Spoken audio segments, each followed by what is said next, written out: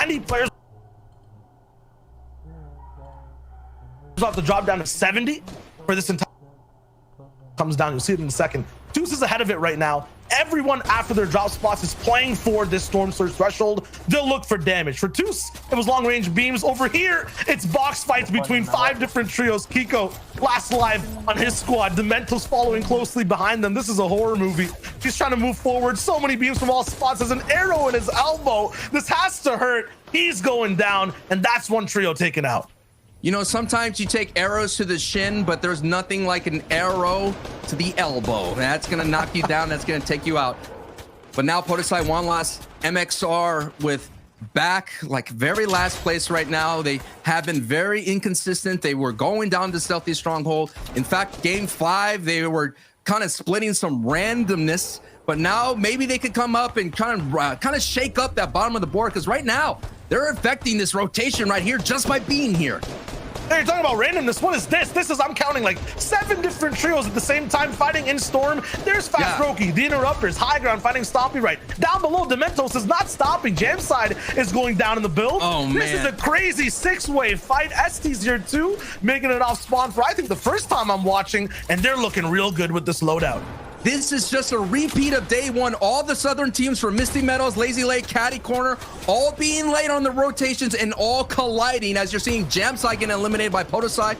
This is what's happening the entire tournament. It looks like it's going to be a repeat in day 2. If any of these trios want to get better for the day in placement, they just have to avoid this kind of white line engagement that's happening right here, Shayo. This traffic jam hasn't stopped, and this is game 7 out of the 12. It's going to get crazy as the day goes on, too. These are teams playing conservative. Bad Sniper inside Storm, eating some damage, looking for an angle. Not going to really find it, but has some meat to eat, so it's all good on his end. Once again, in terms of reading what's going on screen, it might be confusing. You know, there's health bars to watch. Once that threshold thing pops up on the right side as well, that's like an extra health bar to kind of show you guys how the trio's doing. If they're about 300, 400 damage above, it's really good. Anything below that, sometimes they could be in trouble. There's even more trios, though, still inside the Storm. Hellfire's so far back. Okay, never mind. It's the reverse side. They're actually in. Everyone's looking good. Look at this. So many people, Sancho, playing side by side, close together. And like, this is going to be rough rotates all the way across. A very nightmare type of rotation if the zone keeps pulling north, but also a nightmare start for Red Rush, Asterios, and Mappy down already. Our 3rd place team is out. That gives room for ForceR, Tayson, and Nate to move up the board, and Queasy, Trulix, and Jerky right now. Like, you nailed it, man. They've been holding on to height. They will be at height. Like, about 4 out of the 6 games, they were on height, and they got it taken away from them. And only one of them, they were able to hold on and get a victory out. So expect this team to continuously to fight for height, to expend all their mats to hold on to height, do whatever that they can, because they're all in for that strategy. And when you go all in, you saw it already, they get down into shambles. But I'm expecting them to at least get 1 or 2 victory outs here today. This is such a weird game, though. Yesterday, we were watching organized driving, basically. Everyone in their own lanes, way far away. They were, you know, following traffic laws. This time, I'm watching bumper cars. I'm looking at trios just bouncing off of each other, shooting over and over again. No one is leaving space for anyone to walk by. Even Nate, so far away from his trio, is looking to affect this one. Trulex getting hard beamed. This is troublesome. This is just what it means, that how much eliminations are. 2 points apiece, Shile. Expect people to go for more elims because they have to make up some ground to catch up to the top of the leaderboard. Everyone's also just bunched up at the south side right now. There's a river all the way in between. Some elevation will be tricky to actually navigate. There is one big hill, and there are some kings on it. A god trio maybe who's watching, kind of an opposite lifeguard on this river. They're actually looking to take out people who might be drowning. And everyone's gonna have to start to swim in just a second. Jerky's already down, so Trulix and Queasy are already looking bad, and look at who they have to go by. Snazy, Andalex, Tuz Kiriachi, Shaco's up top. This is like playing a game on the hardest veteran difficulty, and you have no ammunition. Your movement speed is slower as well. I don't know how they're gonna get out of this one. This is going to be a ruthless rotation. All eyes to see who could be. We can look at all the hard mats already expended here, because they have been box fighting. They have been trading blows here. the entire south side of the map here in zone 4. Let's take a look at it. Yes, so many trios are on the south side here. The north side is still a little bit going to be troublesome, but not so much. And there's already a team right there in the orange in the middle of that map. They're going to have strong positioning. That is the high point of this section. But the river is available for rotations. On the top right of your screen, that is X-Squeeze's trio, who've had a rough start to their tournament run. Shifting down to Camp Cod, having trouble with Storm Surge, not being able to get what they normally do. Let's see how they do here in day 2, making those adjustments.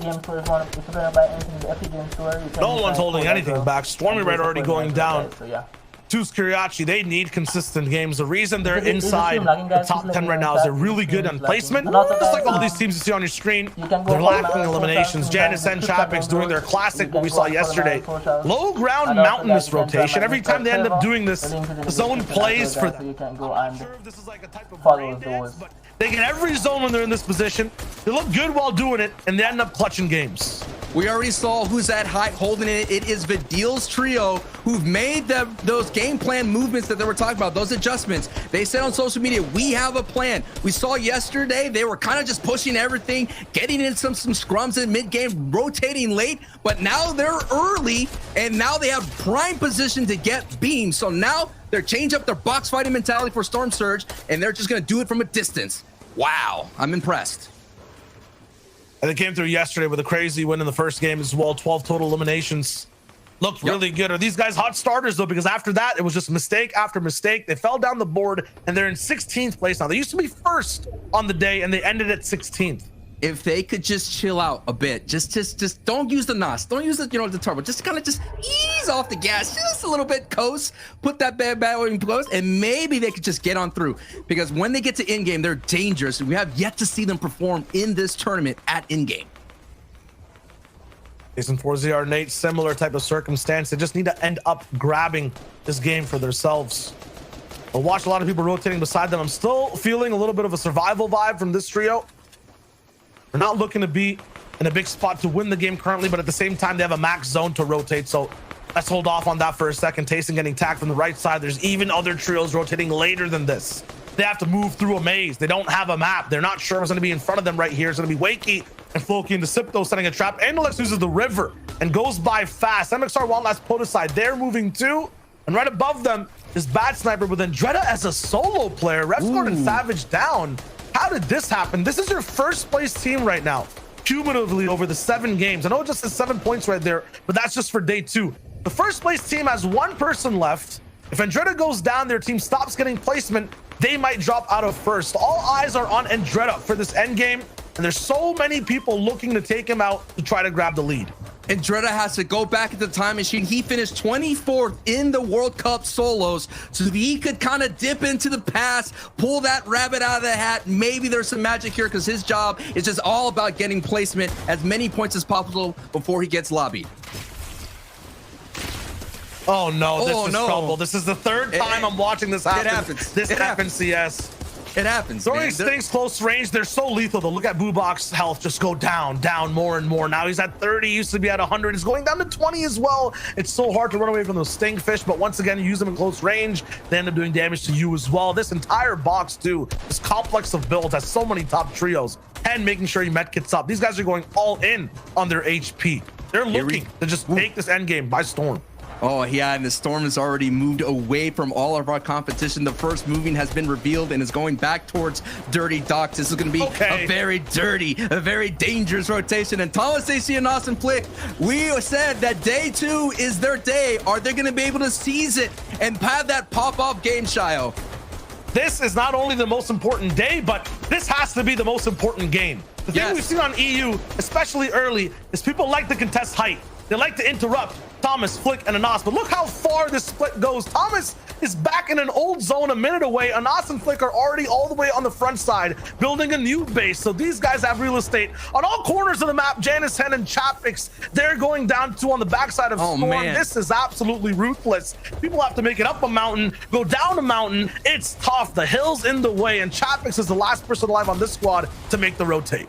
Chapix is usually the tarper. He could navigate these builds. He could do those layer switches. He could just hold on as much as possible, but he cannot just get any attention looking his way. Down at the ultimate low with only 25 HP. This is the defending champion here who had the momentum leaving from day one, walking away with the Victory Royale. He's going to do all that he can. Now they're in the second threshold replacement, but let's take an eye on high. Thomas HC, a Nos and Flick here, putting some pressure down below. They have the ammo. Look at the AR. They have all the options they can to put the pressure down on low ground. Every player playing scared, but fear gets relieved as the zone actually bounces back. Everyone on middle and low ground, even the people getting struck by this purple lightning from Storm Surge, are safe and can breathe for the moment. Height will have to work overtime to try to break these builds and go for shots. Look how tough it is. Brick builds everywhere. Metal. Wow. Vidal, no rally. They're surviving on low. They get to have a little bit of a break. Yeah, even Andretta's alive. The first place team has one player. He takes out Sun in mid ground. Meanwhile, Thomas, Flick, and Anas are looking for anything right now. They only have 2 eliminations, Sancho. I've never seen them this, unaffected on the lobby. This is troublesome for them. They need to try to wrap up this game.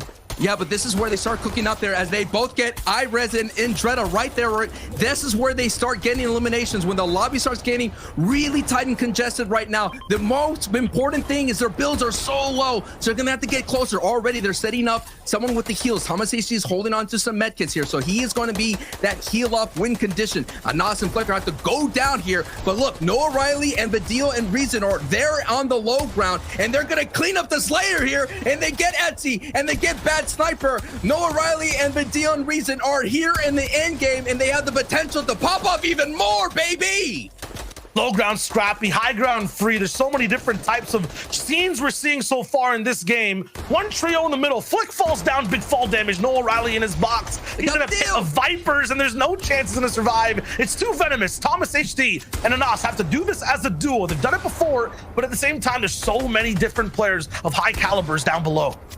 With the zone going towards their backyard, this is going to be the game that could be the signature game that I was talking about in day one.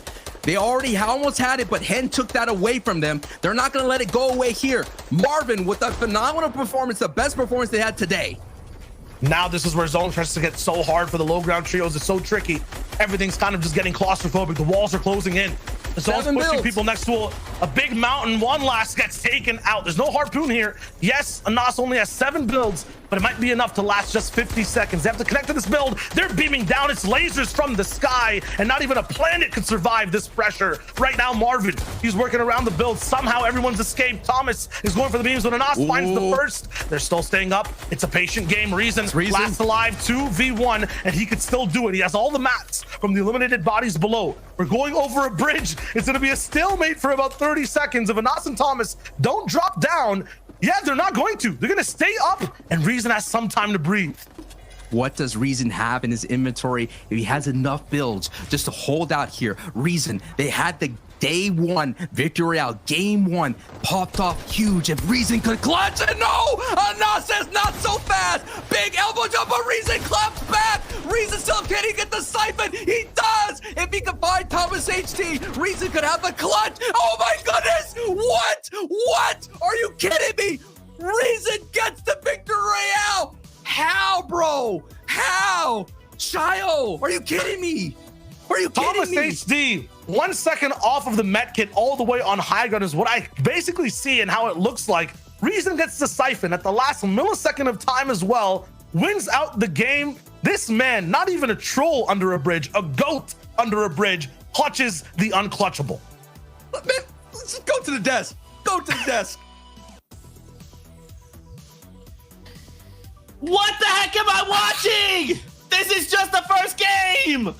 Wow, dude. Okay, listen. Reason got put in one of the most difficult situations you can be put in as a trio.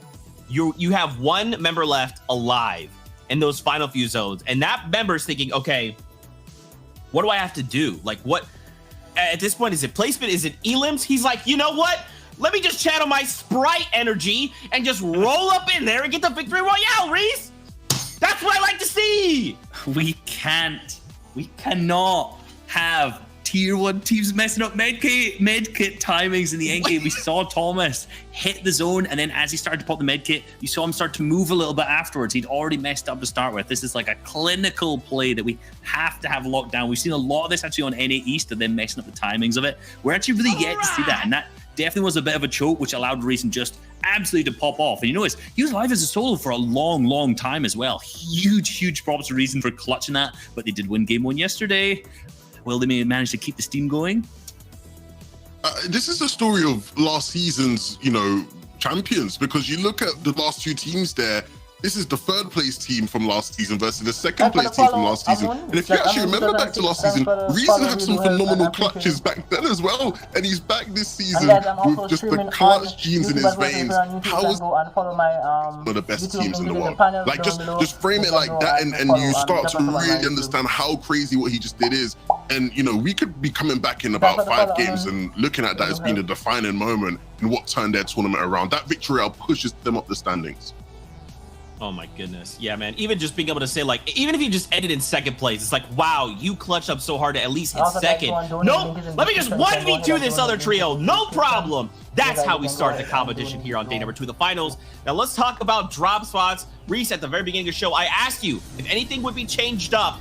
Did anything get changed up? Minorly. Look, minor things changed up. Okay. But some things don't change there, Zeke, because you know what? If you ever watched Kiriachi's gameplay before, this team's been dropping here for a long time. But what's very important and very critical is the absolute sharpshooter eye that Kiriachi has. Look at this. Look at this. Look at this. The storm me down instantly. That is insane. Look, we know what he can do with those kind of rifles in his hands. Similar things can be said in terms of Pizza Ardit for Strokey. These guys, day 1, we talked about how aggressive they were in terms of eliminations, how successful they were out of Misty.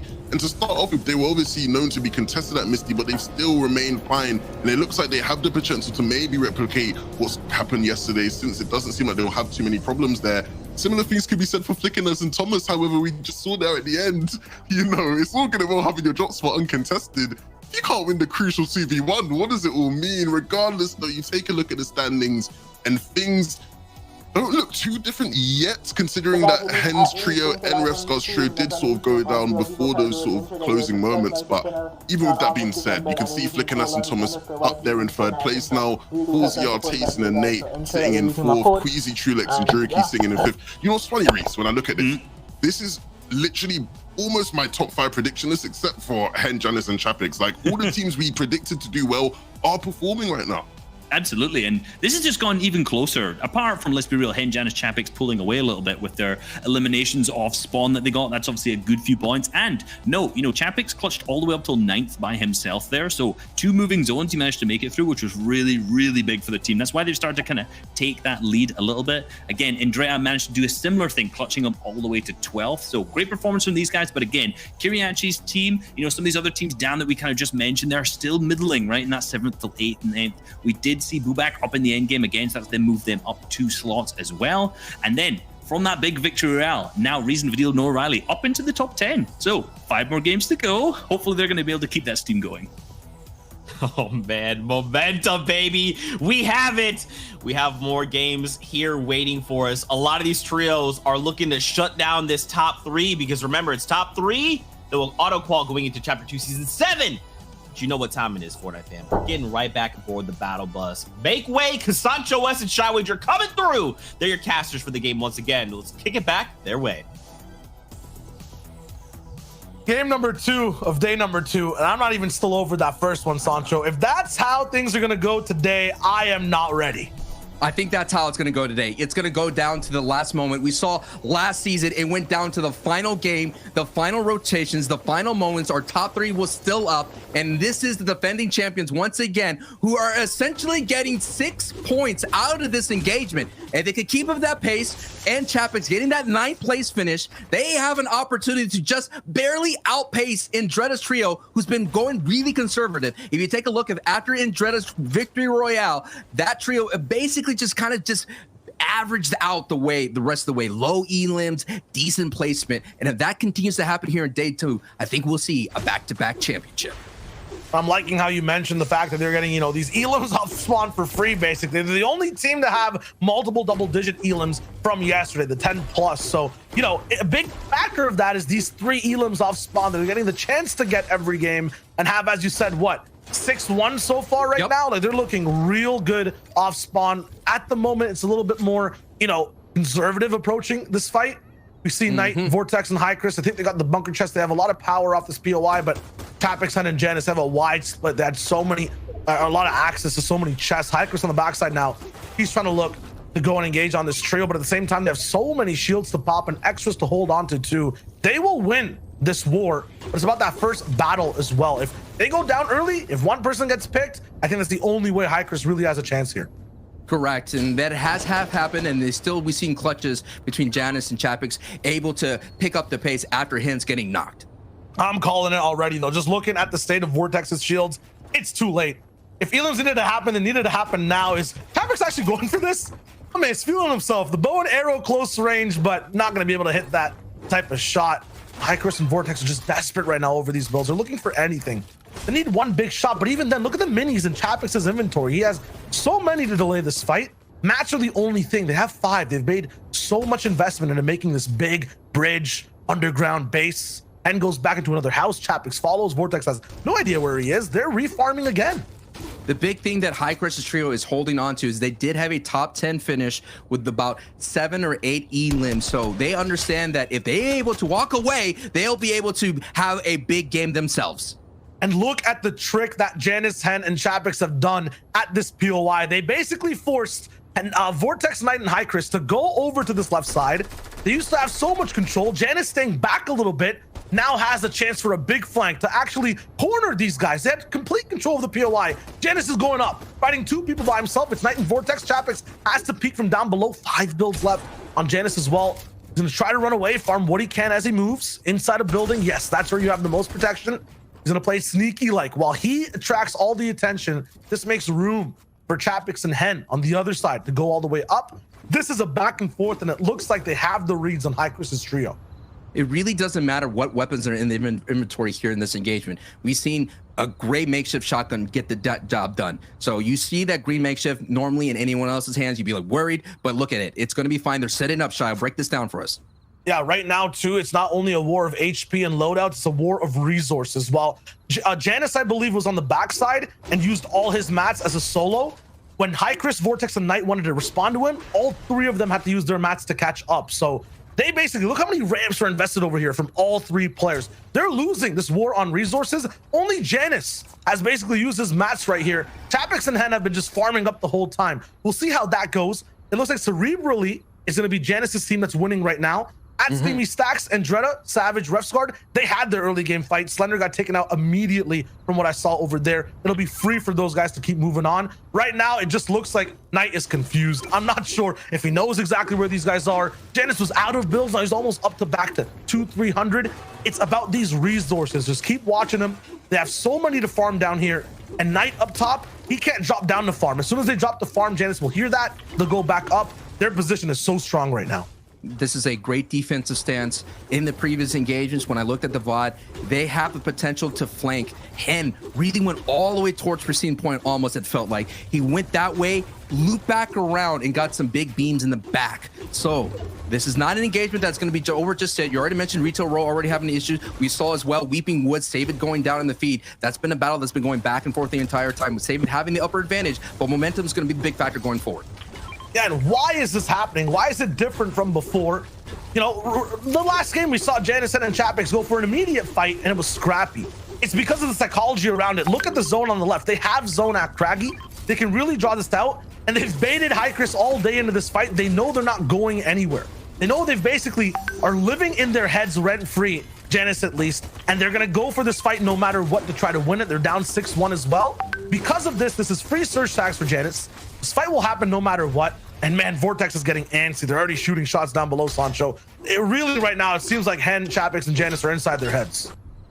The only time I've seen a disengagement here in the tournament is Hens Trio went to Flopper Island to disengage, to regain a little bit of resources, to regain a little bit HP, and then they came back and wiped out Knight. The thing that's going to be different here is that Trippers Trio that usually rotates into that little cliff area hasn't been here just yet. Now they're rolling in. They're rolling in right now, and they're going to send beams, and we saw Chapix get beamed from that area here, and that could be just enough for High Curses Trio to find that opening to get rid of Hens Trio.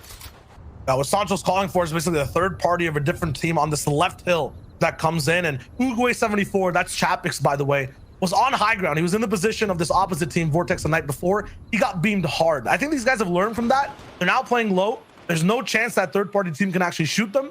So they're actually sitting pretty, waiting for Knight to make a move, and they can't. Meanwhile, on other sides of the map, Lazy Lake, always active, especially with Bad Sniper Marvin and SC. They've actually moved towards the center of the map off the POI, chasing a fight. Bad Sniper with the big shots on the Dementos. They're still going forward. This one's getting real scrappy too.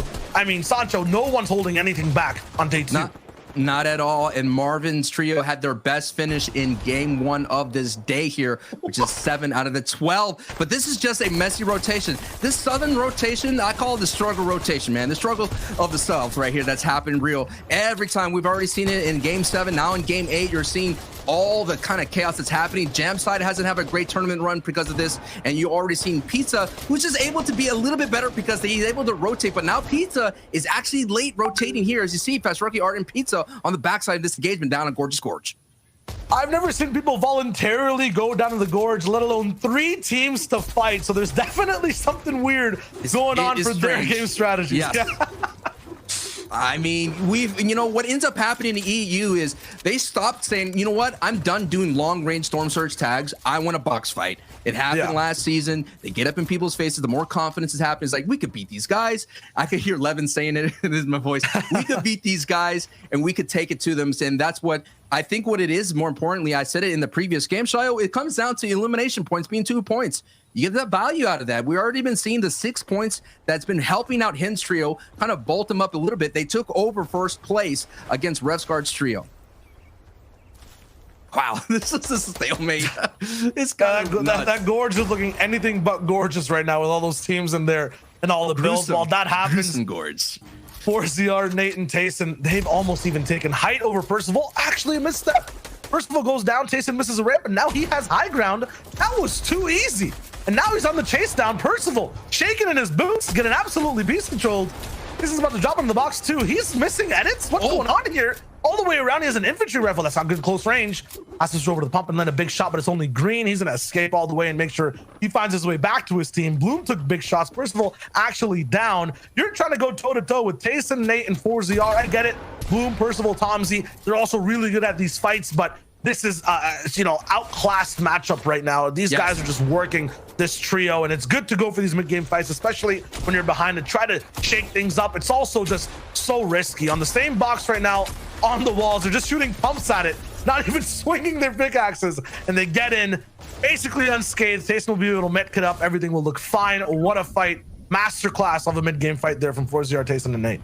It looks like Bloomy's luck has run out of that trio. They've been avoiding that engagement down on the West Coast. They were always worried that they'd be taken out. That's what happens with the Sweaty Sands teams. But it looks like Tayson's trio is taking that engagement a little bit further. We've been seeing Bloomy and Tayson's trio all tournament long been competing for Central Zone and colliding. And right now, Tayson coming up top, who is trying to get a third FNCS championship. Now let's focus in here on Noah Riley. Reasons trio won game 1 of day 2 as well as last season. So we're seeing that they're creatures of habits. And now the changes, you're seeing the changes. They're actually boxed up looking for Storm Surge tags at distance. They're not moving. They're not in the car. They're not hunting. They decided to become more of a, I guess one of those like little spiders that chill in those underground traps, right? They're just waiting for people to walk on by to get some tags.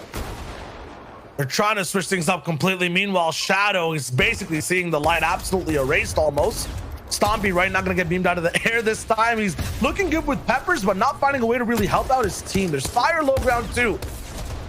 Not really landing any shots on anyone through builds either. The big Elam comes in, the siphon finish, and now he's looking for more. Gonna pick up Shadow all the way up top, get that clutch. Revive, very nice. This is also just a very, very messy fight. Very messy. The fire actually knocked their teammate. That's what happens when everything gets set ablaze. Wakey's going to go ahead and bring back iDrop into the fight here. This is actually another big fight because look at the inventory that Joe, Stompy, and Shadow have. Joe has so much shield, but at the same time, Stompy's trio has 4 peppers. And you know that's going to be a great win condition for Joe, Stompy, and Shadow. That is part of their game plan. They got a victory out by playing for height when the zone went down towards Holly Hedges Meadows, and they're blowing Storm Surge, and that's why they're taking this fight. But they open up that door and get greeted by some shots. Dangerous for Joe. This man is a walking llama right now. If he gets taken out, like, golden tactical shotgun, you're talking about the bigs. He has so many. He has 3 still after using one. Like, you do not want to go down if you're Joe here. You know this has to kill the deal, right? The feeling like they want to get down into that. They're so anxious. They're so HP thirsty. They want to get down there. Yeah, they want to get into that fight, but they're trying to slow down their ways. They're trying to slow down that temptation to get in there. Stuff on both ends. People are definitely learning from yesterday. Every time a team went third party into a fight, didn't really come out with much and sometimes lost a teammate. So they're letting everyone just isolate and do their own thing. Like us, they're watching along and having a good time. Hope you guys are too. Endon is here now with Jaku as well. Crazy solo performances from Endon all across the season, and now he's looking to get into this fight close and personal as well. Some teams are still on that classic game plan of invade boxes, look for these aggressive tags, and most of them are also lower on the leaderboard. You were talking about it, Sancho. Elims are a dope way to make up, you know, some of the mistakes from yesterday, but at the same time, going for Elims, even in this spot, is so risky. Now we're taking a look at the rest of the board here as a Squeeze is being pressured by Kirachi here, and look, Stacey, they're nowhere to be found. They've been not having this tournament run that we've all expected them this entire season. Has been just a more like a Hyde, or was it a Jekyll, you know, situation for them. They're just not the same French trio that we saw last season, the previous season before that. And two's Kirachi, they have an opportunity to close out that chapter here and lobby that trio. I'm just flabbergasted, sir. Flabbergasted. Red Rush Exteriors Mappy coming through the first game, not that consistent, just 2 points in total on the day. They got to look to actually just, you know, make things up. When these center zones, I feel like that's where they struggle the most. It's so hard to stay invisible, be passive, go for beams. They're fighting Flois on the same box right now, but not going to really find much. He's going to build all the way up towards Kaiser. Down a teammate. Meanwhile, now this entire server is just devolving into box fights left and right. Even your former first place trio is fighting your current first place trio. Hengen is Chapix, and 2 of them are down. These guys are leading the leaderboard over the cumulative 2 days, and their chances of getting points this game are running out. Flames ablaze around Chapix, and he's taking ticks over and over, down to 16 HP. There's nowhere for him to hide. Shots on all sides. Every single bullet you see go by is trouble for him. His builds are still burning. Chapix, be careful. Flick's on the other side, low HP too. He's walking through flames, not even affected. What is this? Through the fire, and I don't think he's gonna have a 9th place finish. No way. Not this game, considering that you have Indretta here that's trying to take that first place spot. You have Lanouf as well. This is the team that kind of lands at risky reels. And look at that. Storm starts going down, and Thomas HD gets taken out. And Nas is left by himself. And Indretta is now pushing Slicks. And Lanouf is just trying to back up his teammate here. And Anas is in a big shamble situation here. Storm Surge still ticking through, and Savage is going to look to clean that up. Takes it up and cleans it up. Now he's going to boost forward towards Chapix, and maybe Storm Surge is turned off. Maybe Chapix could breathe just a moment. Yes, he could breathe for a moment. Yeah, Nas, Thomas, and Flick, they were the last team that had basically, you know, no surge tags whatsoever, no damage dealt on the map. That lightning was just striking them over and over. It took down Flick first. Thomas went away second, and Nas could still not find any damage and goes down as the last player for the threshold. The Loof 6 and Marine is not going to be here, looking to also go across. And Dreda is just shooting them with stink bows. No, that's actually another trio from the left side. Lanouf's having so much trouble moving in. Savage tries to relieve a little bit of pressure off from him because they're getting shot too. This is so tricky, and Zone is still moving. Savage's weapon of choice in this tournament has been the stink bow. When I VOD reviewed, they would get into a little bit of the storm surge. They would get like a couple of spaces in and turn and just rain down stink bows. He was basically crop dusting the entire lobby, man. It was just stinky. He was getting a lot of 5 HP tags all over the place.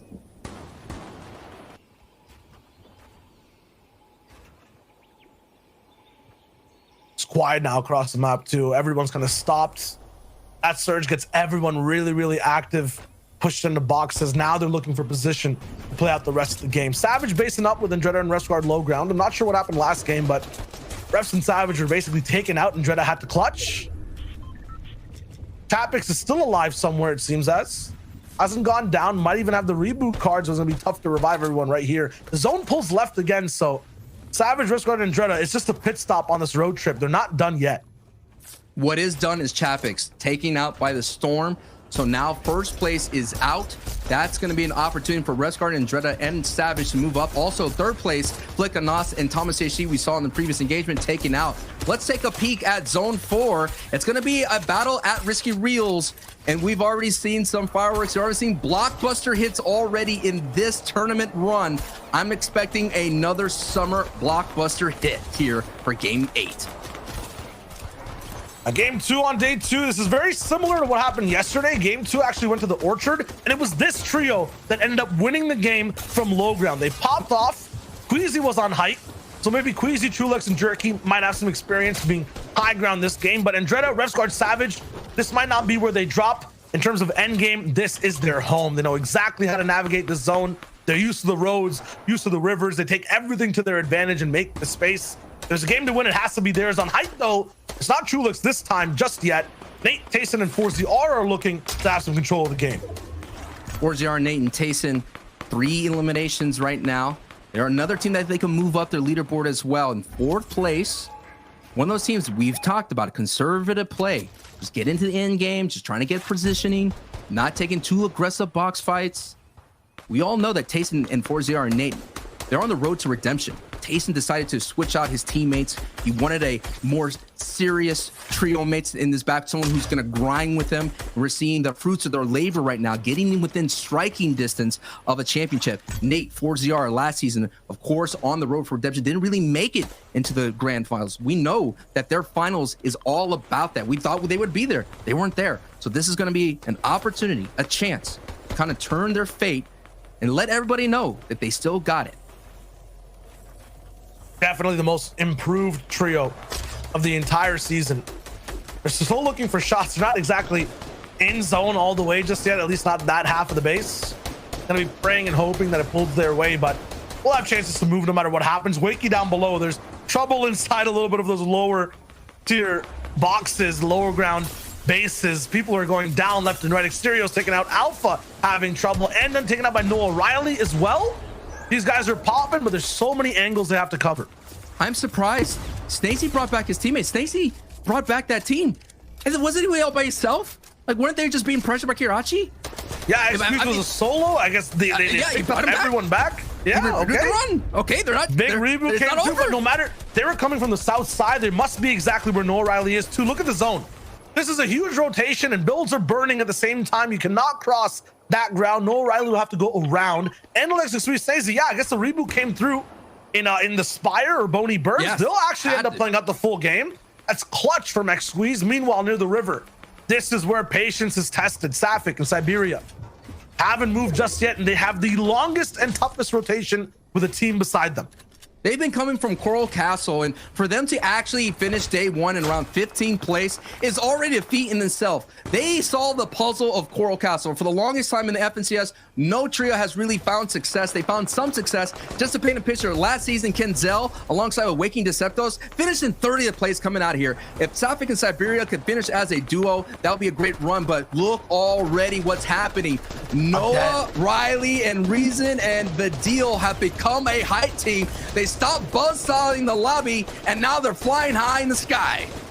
You're telling me Noah Riley, Vidil, and Reason, I would never heard over 8 hours after sleeping, learned patience? That's insane. That's a they really want to win. They want to come back. Remember, Sancho, first and then down to 16th after 6 games. They're trying to climb their way back up. They're 10th place right now on the cumulative leaderboard. They're looking to rise higher and higher. Here is who is in their way: Trulex, Squeezy, and Jerky. They're uncomfortable right now. They're itchy. They're not used to being second height. They like being the highest in the lobby, and it looks like they have a little bit of advantage on zone.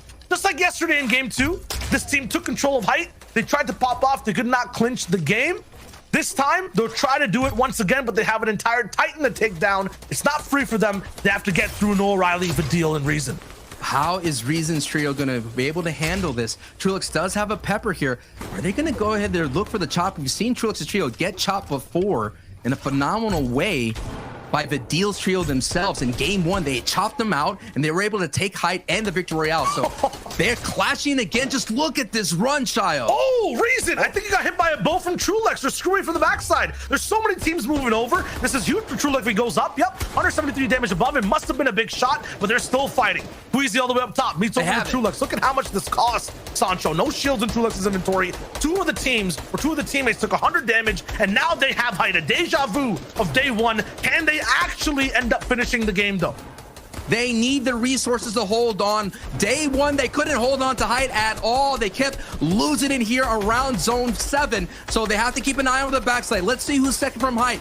They actually have Andalix and Snazy, but they already lost a trio mate. So I don't know if they're going to take it here. So that focus has to be down on the low ground. Savage and Dreda, Revsguard, they have an opportunity to get the victory out. The question is, they're down the soft match. So if they can find an impact refresher, get that frag, get back some builds and hard mats, they can walk away with their game 2 victory out again.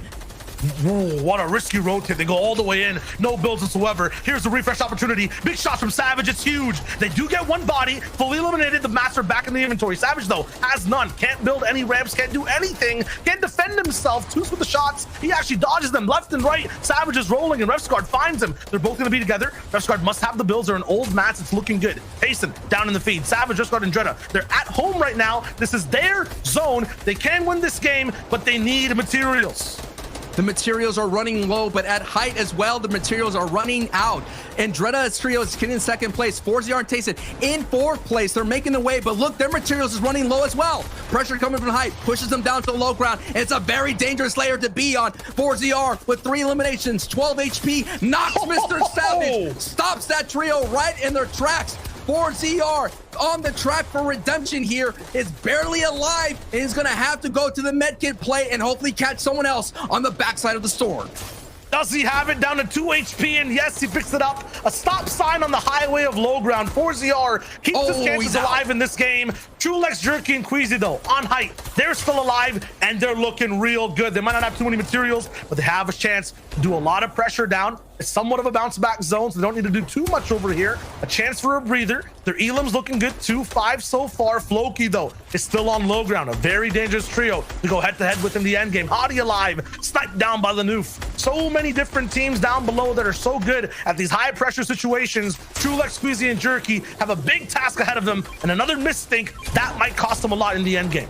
This is where it gets sketchy for them as they make their way down. Neb's going down. Floki, you already said it. A very nightmarish trio to deal with here. Trulix has 2 floppers, 2 med kits. He's going to be the man that's going to be sitting on the high ground and sending him much pressure. Clement the Septos are still there. Waze is already going in for the med kit. He's coming in for the backside storm. Waze against Kiriachi, gets knocked. And that's what happens when you do the flopper pay. You get the angles to send the beams on through. Floki, the Septos, and Clement, they don't see Waze. Clement gets tagged in from the backside. Clement has to play some defense. Clement, hold on, and Clement responds with the elimination. 3v3, and this time Queasy can't choke. Trulex looking up high, almost out of materials as well. They have to try to win this game to redeem themselves from the mistakes yesterday. They want to make up the whole leaderboard as well from what we saw before and yesterday. 2 Trulex, Squeezy, Jerky are looking for the drop down.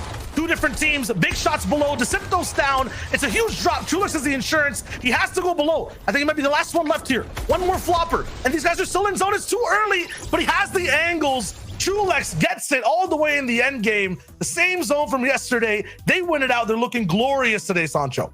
They have to feel good. I know they probably look at the VODs to see like, yeah, man, we had hype this many times. If we just clean up a couple of things, we just hold on, we get a couple, be a little bit more aggressive, get some elims, stomp out the low ground, we could win more games. And they just got their first victory out here in day 2, Shio.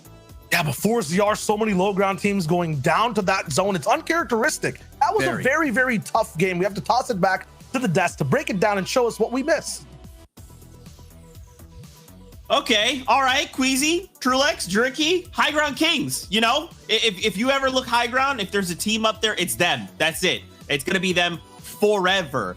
boys, fantastic second game on the day. And I like how the casters kind of set this up. They're looking for that redemption arc, right? They're like, yesterday, I don't even care about yesterday. Today, we're going to show up big. Yeah, and I think like that storyline is so true for indeed Reason, Vidil, and O'Reilly as well, right? You got to think winning that first game, and then it looked like it was going to be their game 2 again. Taking height so early in that 5th zone, they committed so much to it, but again, it ended up being a little bit too much because Queasy, their team is so good at focusing high ground. We've seen this all through yesterday. I'm trying to think if there was a game where they haven't been on height ever in the history of them playing tournaments at this point. Yeah, literally the whole day of yesterday, it was literally like, how's the weather down there, boys? You know, it was them up above time and time again, but they weren't able to convert it into victory royales a lot of the time. And that was a real issue. You know, we know this is how they play. You look at Queasy and Trulex historically throughout multiple Fortnite seasons, they opt to play high ground. This season, right, Juriki's been a spark for them. You saw Juriki when they were taking out, he took the Germans down, right? No O'Reilly, they'll wipe them out, you know what I'm saying? And from there, it was really great play, and they held out height, and they was able to convert into a win. More of these, and they might sneak into contention. Guys, I'm calming down a bit, but it's possible. It's always possible. Look, Fortnite's taught us, right? Anything is possible. It just depends on how you approach that end game. So let's actually talk about this end game coming out of last game, game number 1, because we saw a little bit of a heel off that was a little bit of a flub. Yeah, there was a little bit going on here. If you remember game back to 1, Thomas and Nas on high ground, very similar to this last game we watched with Queasy on high ground, setting up the heal potential here with Reason down below on the low ground. Now, one of the things we want to keep an eye out is, look, Thomas HC's just taken a tick to zone right here. If you notice, his HP has gone down to 90 at this point, right? No longer at 100. He has the medkit in his inventory. This means he is able to actually use the medkit to stay alive a little bit longer in the zone. So notice he keeps going forward, but this is where a fatal mistake comes out, right? Next thing, you notice, again, after harvesting that, 2 builds. 2 builds remaining only. So this is also why Anas has to drop down, because he has absolutely 0 here. So he uses those 2 builds right here, and notice the positioning. He's at the back rather than being at the front here. Will this allow Reason on low ground not to be able to see him? But the issue is he's too close to the edge of the zone down at the bottom here, which means when he starts popping his medkit, I mean, we all saw how unfortunately it ended up going for him. So now moving down to Reason's perspective on low ground, this is a thing of beauty. This is what we love to see from a fighter like this. He gets an ass dropped into his box and hits a huge shot. But this edit that he's made on the right-hand side here is beautiful, because he has a right-hand peek on Anas who is on the other side, and Anas can't see him at all. And this manages to pick up a beautiful shot for him. And this, look, 5 HP and the elimination goes through. And then we said, playing on high ground with the med kit too far to the back with not enough time, and unfortunately he ends up being eliminated. But let's see how that last game also kind of transitioned onto these standings. Gut wrenching finish there, Reese. Looking at the standings though, still on top of the board, Refsguard and Dre and Mr. Savage, we got to watch them a bit, and they do look like, you know, they're having a decent day, but nothing yet that is comparable to what they did yesterday. The key thing to note here though is Queasy, Trulex, and Juriki shooting all the way up into second now, and they are closing that gap. Zeke, I hear the laugh, Zeke, but you know it. They are closing that gap. They are looking to try and become FNCS champions at the end of today. Yeah, and it's looking like it could be not only them in the running though, because Rescard and Dress Savage, huge game for them. Forzy, Artesian, and Nate too. Look at the difference between first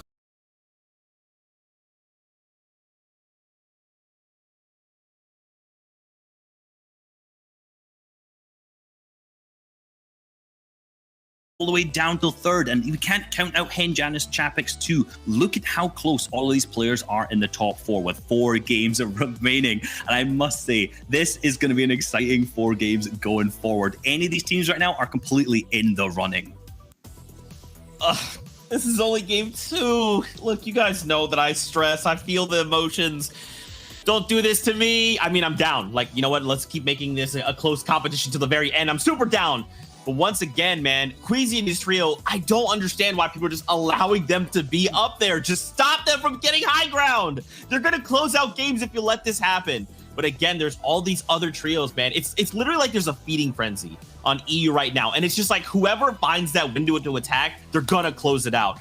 But okay, I know, Zeke, I know, it's game time. We're jumping back into the action. This is game number 3 on the day, aka 9 of this series. Let's get into all the action. In EU right now, it's all about the win, Sancho, and it looks like Trulex, Queasy, Jerky, they're doing it the best. You got to think about it. Aussie Antics on the NAE's broadcast, it says, you know, high ground gets games, low ground wins tournaments. But so far, Queasy, Trulex, and Jerky are flipping that table, putting it on the other side, and they're looking really solid here in day 2. As I mentioned, day 1, they had height all the time, and they almost were able to walk away with multiple victory royales. And they most likely decided, you know, we guys just got to shore up the defense. We have to make sure the backside is being protected, because that's all the time they had been happening, is they would lose it on the high ground retake coming from a flank with just normal builds. And that's what's so fantastic about this meta, is that you're able to kind of hold on to height. There's no bouncers, there's no shockwaves, there's no caddy launcher to kind of come up in there to take it away from you. Is who is going to change up their kind of strategy. And when they change the strategy, and this is where it gets kind of tricky here, Revscar getting knocked in midair, this is where it gets dangerous, because as I mentioned, what ends up happening as the tournament goes on, people change up their strategies and they try to stop you from winning. We saw it in season 4 when Mongrel's trio was being all of a sudden got pushed out of Stark Industries. We saw it in season 5, right? All the teams landing on SETI to slow him down in day 1. So the question will be, who is going to slow down Revscar? And it looks like Elocrass and Hottie and Tripper are here to stop and slow down Andretta's trio. They're hunting for Revscar too. I don't think Andretta's going to be able to go back and pick him up. He's hiding under a bridge though, so those free mats might be tough to find. For Hottie's trio, they're actually looking directly under it. They understand how far refs can actually crawl. Meanwhile, another trio goes down on the other side of the map. I'd have to imagine that's either Retail Row or Craggy Cliffs. There's so many big fights going down in Retail between 2 ex-teammates as well. It's so, I would say, sad to watch, because you want to make sure everyone here is having a good day overall. I believe that's Wolfie's fighting it out, or Slender actually fighting it out with Kiko on that side. But as we look at Craggy, it might be a 2-man operation for this trio, although they're working really well to get to end game. There's always this clutch. We saw Savage try to do it in one of the games yesterday. We had Andretta in that last game survive as this trio went down and get all the placement towards the very end and at least one more moving zone. They're gonna have to clutch again as a duo this time, starting off early. I think the theme of day 2, Shayo, is patience. Patience is showing what patience could work out to, being consistent, just trying to work their way in, net a couple points here, 20, 30 points right now. They're averaging 25.88 points here, so they're doing really solid, keeping up the pace. And we have to say, will Noah Riley, as you see on the bottom right of your screen, will that patience hold on? It's going to be tested. Every time they see a box fight, every time they see anyone rotating out in the open, that is going to be like, do we box dive in? Do we go back to our old ways? Because, you know, habits are hard to break. You know what they say? It says it takes 2 weeks to form a habit. Maybe here in the Fortnite world, it takes about 3 games. Maybe that's your new habit for the rest of the way. It might be. I feel like the habits formed in this game are also centered around emotions. Like when it comes to this trio, they're looking real good so far. Meanwhile, though, Craggy Cliffs, it looks like Hen Janice Chapix actually end up going down starting off this game. It might be an off-spawn scenario. It might have been a third party completely. But, you know, we're talking about emotions. They have to be emotional after that one. They're slowly falling behind these 3 teams, Jerky, Tayson, and Savage, game after game. They've now gone all the way down to 4th place. Used to be up top near 1st. Yeah, absolutely. Vortex Knight, I don't see Hikers just yet. That might have been the cost of the fight. Are going to be here, surviving for this game, and inhibiting Chapix and Janice for getting any points. The mental of our defending FNCS champions will be tested. They've had lost only 1 engagement yesterday, and every time they walked out of it, they got 2 victory royales with double-digit eliminations. The other times, they ran into Vidil. Vidil had a vendetta. Last season, Vidil's trio got taken out by Hen's trio in that $100,000 box fight. I will never forget that call. That was an intense situation. And that's what it all came down to last season. We're getting closer and closer to the final game here out of the 12. This is just a halfway point here in day 2. And already, we are already seeing like all the Savage fans are High Chris fans right now, right? All the Hin fans are like the Tripper fans right now. They're all just hoping that the other can like drop spot fights go the opposite way. And wow, this is the FNCS. Think about the ramifications of that off spawn. Now we have a trio in 30th place who's allowed to end up playing this entire game, right? Usually boxed out by a higher team. In terms of High Chris, Vortex, and Knight being in 30th, being inside an end game, you might not be thinking totally of the comeback. You might be thinking about, you know, taking more risks going just completely for the win, not doing the most consistent and expected plays. It's going to be dangerous for everyone else. This game might be a lot more trickier to navigate. If they could break through that threshold, we're talking about thousands of dollars. So it's worth them to throw everything at the wall, throw that spaghetti, see if it sticks, because we're talking about a couple commas and zeros every time you move up that leaderboard. Yeah, but they're going to be working against the grain, right? For people like Kiriachi, like 4-0 we saw right now. You talked about it, Sancho. Patience. They're waiting. They have a game plan, and it's working. For trios like High Chris, like Vortex and Knight, they don't care about patience. This is the first time they get to play a game today, right? They're going to be going through fast. If there's a box fight they're not meant to take, they might just do it for the elims. That might change everything. We have a very dangerous trio playing this game. And this trio right here, we haven't really shown a lot of love on the broadcast, but it just seems like every FNCS tournament, there's always a trio that, you know, when they do that drone panning shot and game, like, oh, hey, look, Stormy, they're there, right? They're there. Yeah. You just keep repeating their name. They're still in this fight. And that's what their ride was in day one. And they're still keeping up that same set of pace here. Right now, they're looking at 5th place. And with 4th place already down, they can move up the board even more. I'll tell you why this trio doesn't get love. They're endgame mannequins. They don't do anything when they're alive. They don't get any elims. Usually when Kiriachi Toos are playing around, they survive. They make very smart rotations, maybe getting 1, 2, or 4 elims a game. The thing, though, I feel like, you know, this might be a situation where mannequins come to life. Last game, 9 eliminations, 4th place. They're definitely switching things up. Their win condition today is eliminations. They're playing the right type of Fortnite game.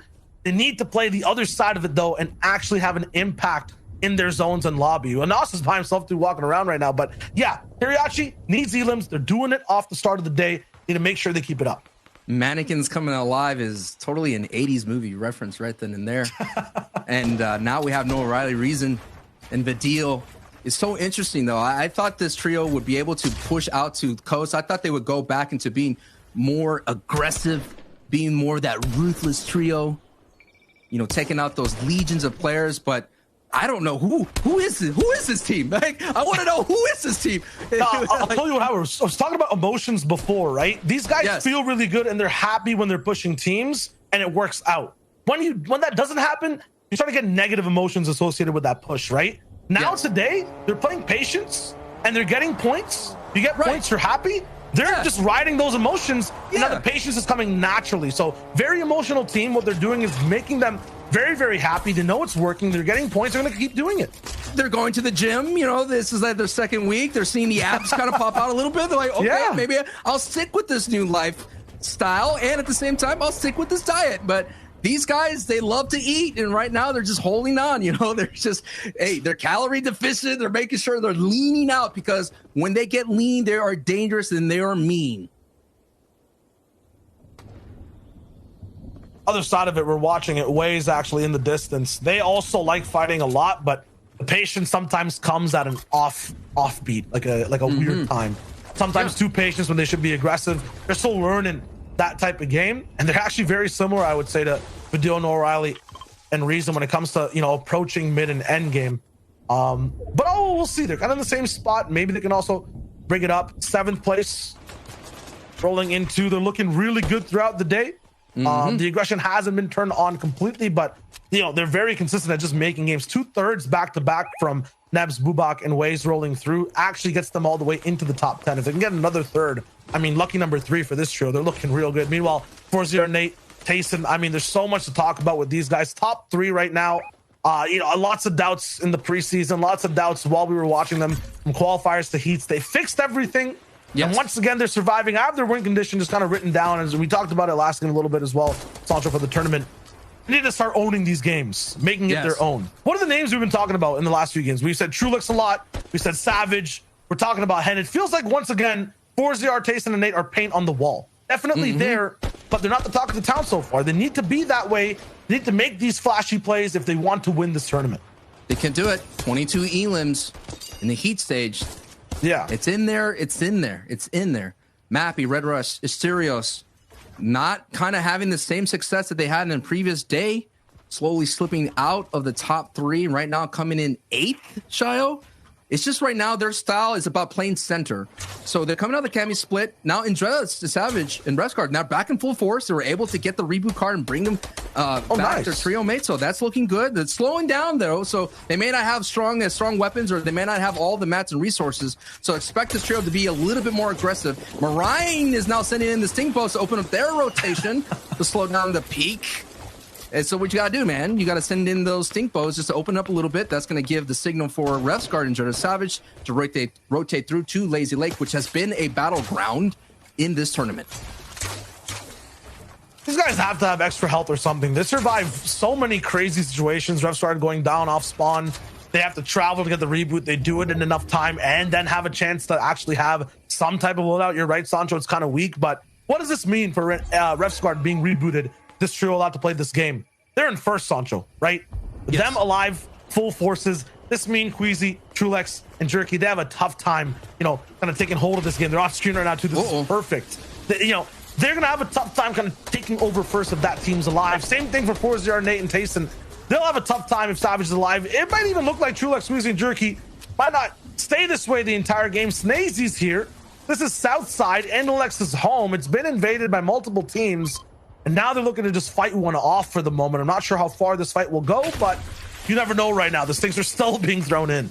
This is a wrestling match that's getting sweaty and is getting dirty right now between the old guard and the new. This Trulix's trio is a newly formed right now. Trulix, of course, playing last season with Pink and Stormy, or I believe it was Stompy. They had a fantastic run. Trulix arming that RPG. Jerky and Queasy, of course, forming with their respective trios here. Queasy playing with Rasco and Paco.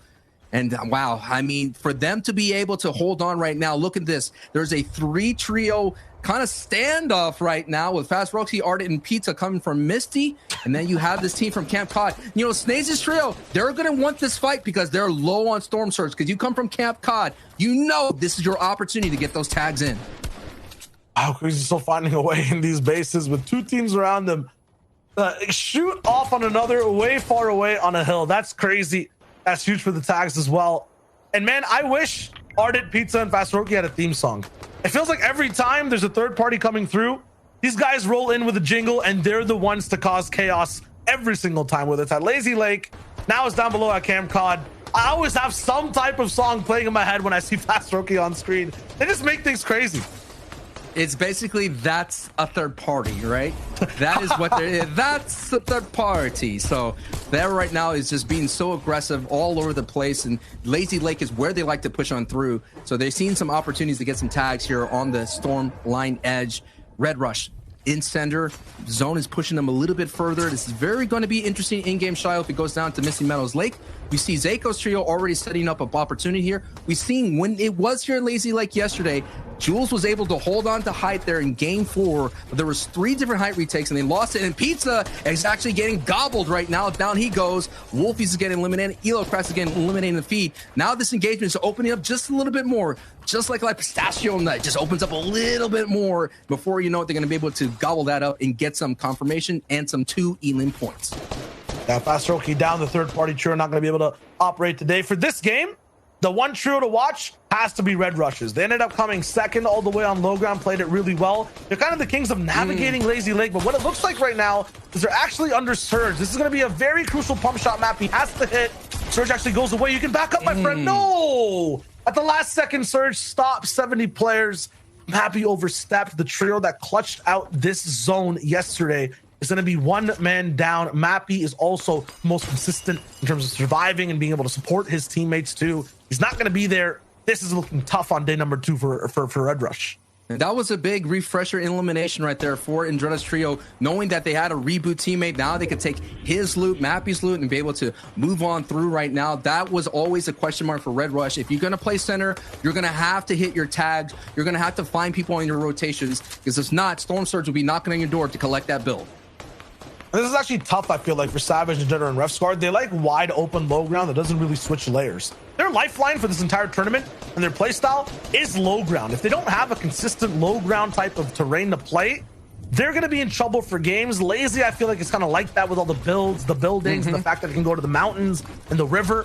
They might be looking to play a little bit more mid. They're kind of trying to take it over from from Red Rush, it looks like right now. And they know they're, at a man advantage 3 versus 2, but no. Just gonna sit up. They're gonna build up. They know that low ground might be a little bit tough. Actually, still trying to hunt down Red Rush and Exterios. Not gonna find it just yet. But yeah, for this zone, they're gonna have to switch up their play style. They're gonna be aliens in terms of how they're playing. Very used though, you know, to being height. They're gonna be in situations, not bad players in other spots. And there it is. The Red Rush elimination comes in. Gonna have so many more materials as well to work with. Once again, though, it will be a very different game plan we see this game. The game plan will all determine where Zone 4 goes.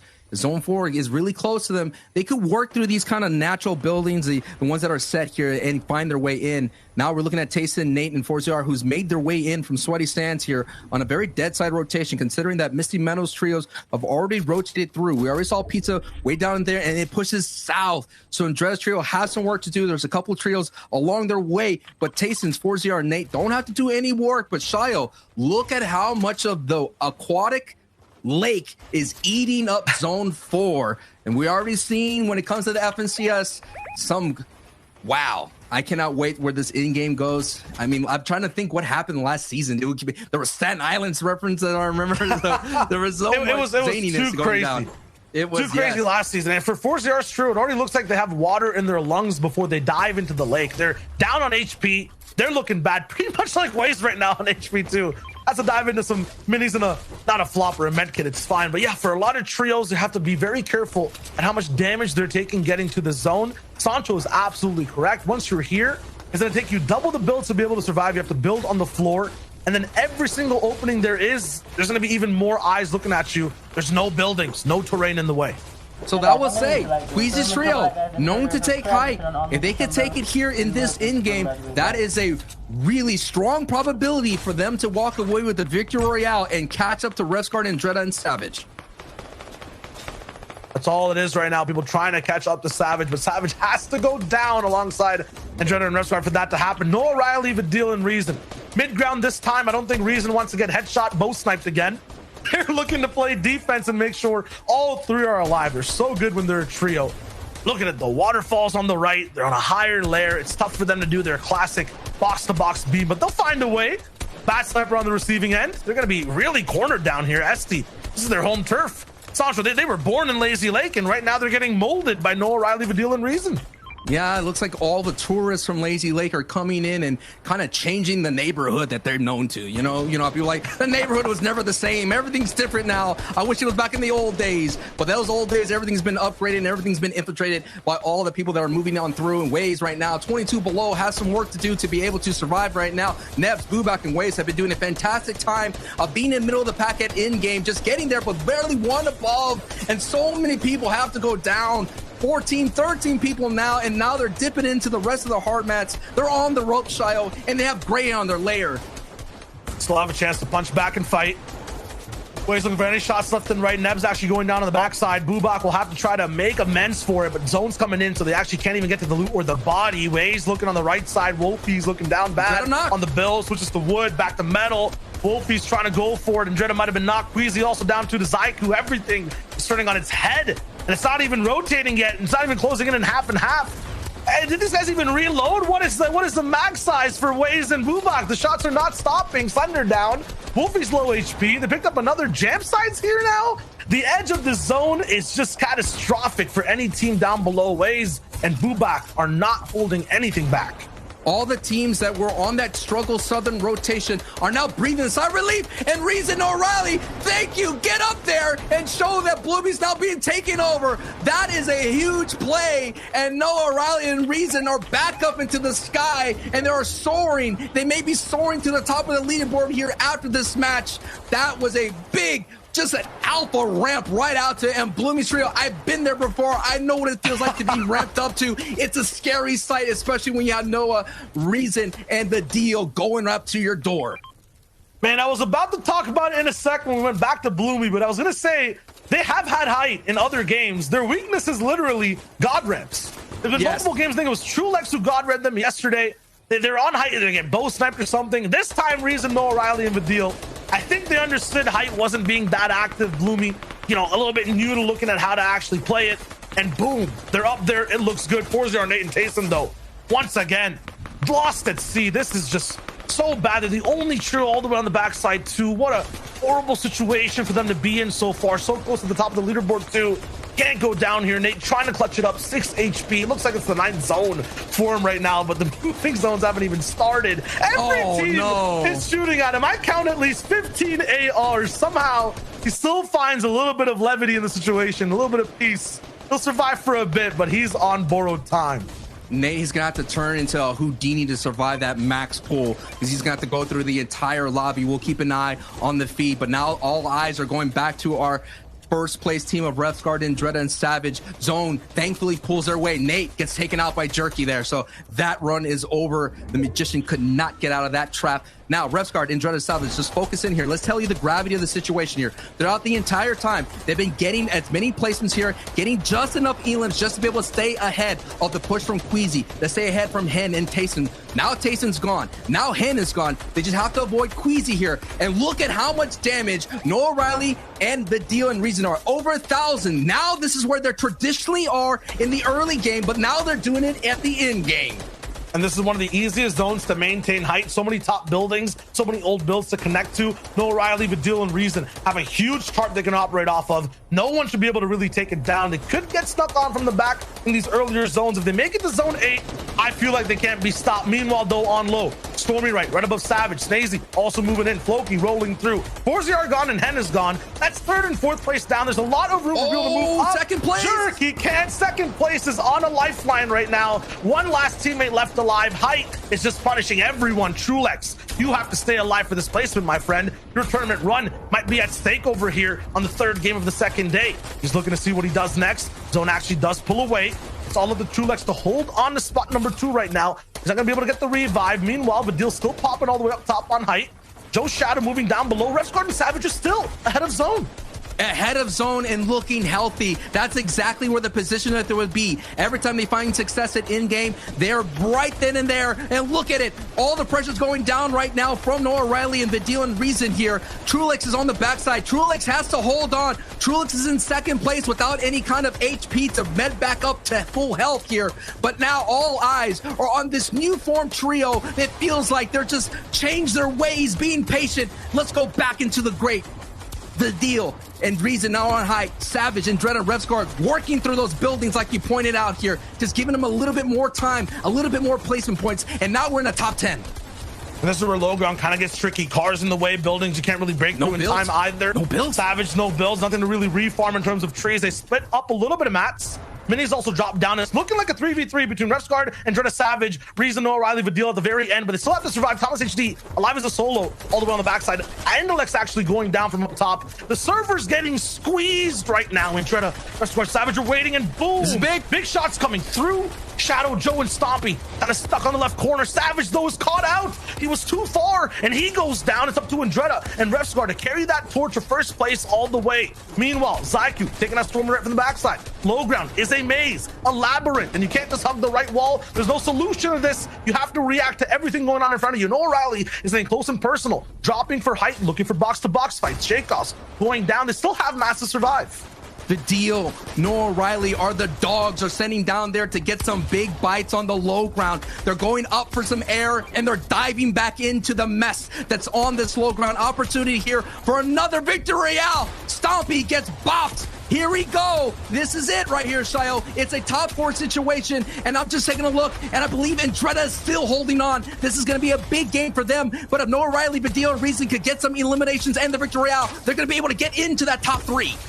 A slow burning game going to max brightness. Noah Riley, Vidil, and Reason are all still alive. 3 different teams left, 8 players, and they have 3. A majority of the pie so far. They're looking to drop down in just a bit, but there's a big retake coming through. Is that Fury randomly going for height? You can't do this against the best aggro team. They're looking to take him down, but no. Vidil gets clapped. Reason gets also completely brapped, but there it is. Fury gets taken down. Now Noah Riley is dropping to the floor. It looks like, yes, there is one team down below. Andretta still surviving as a duo. duo 2v2. We got another matchup to watch in just a sec. The zone's actually pulling up towards the hill. Noah Riley in advantage, but he's getting prepped to dive below. Taking a big breath of big shields before he hits that water. He goes straight down. No, not yet. Stink, Bolsum, and Dreda. They have the Elin. Siphon comes through. Yes. Reason's up top with a med kit. Bestguard has the last tick of the zone. Reason eating the meat right now, too. He's going straight for that drop down. It's not going to be enough for the heals to survive. Reason, Badil, Noah Riley.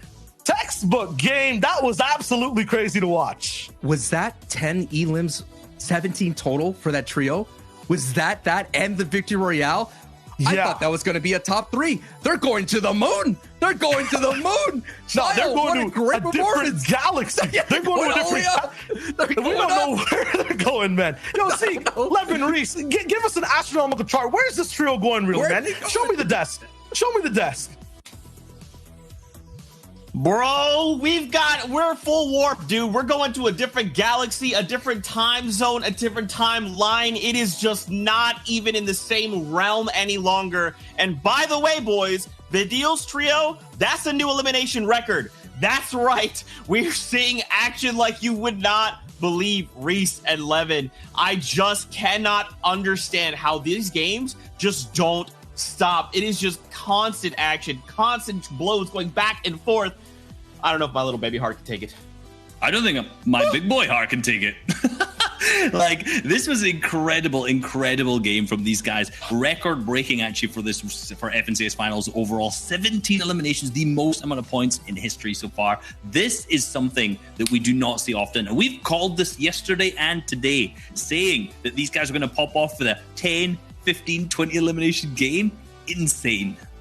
Look, last season, they looked like they were going to take the FNCS championship going into that final game, and things didn't go their way. But now they are back with vengeance. They had the highest point game of yesterday. They have the highest point game of not just today, but ever in an FNCS finals. Like, this is ridiculous stuff. These guys are going to shoot all the way up the standings. They came into this game in 10th. We'll see where they are when we get to it, but a phenomenal game from these guys.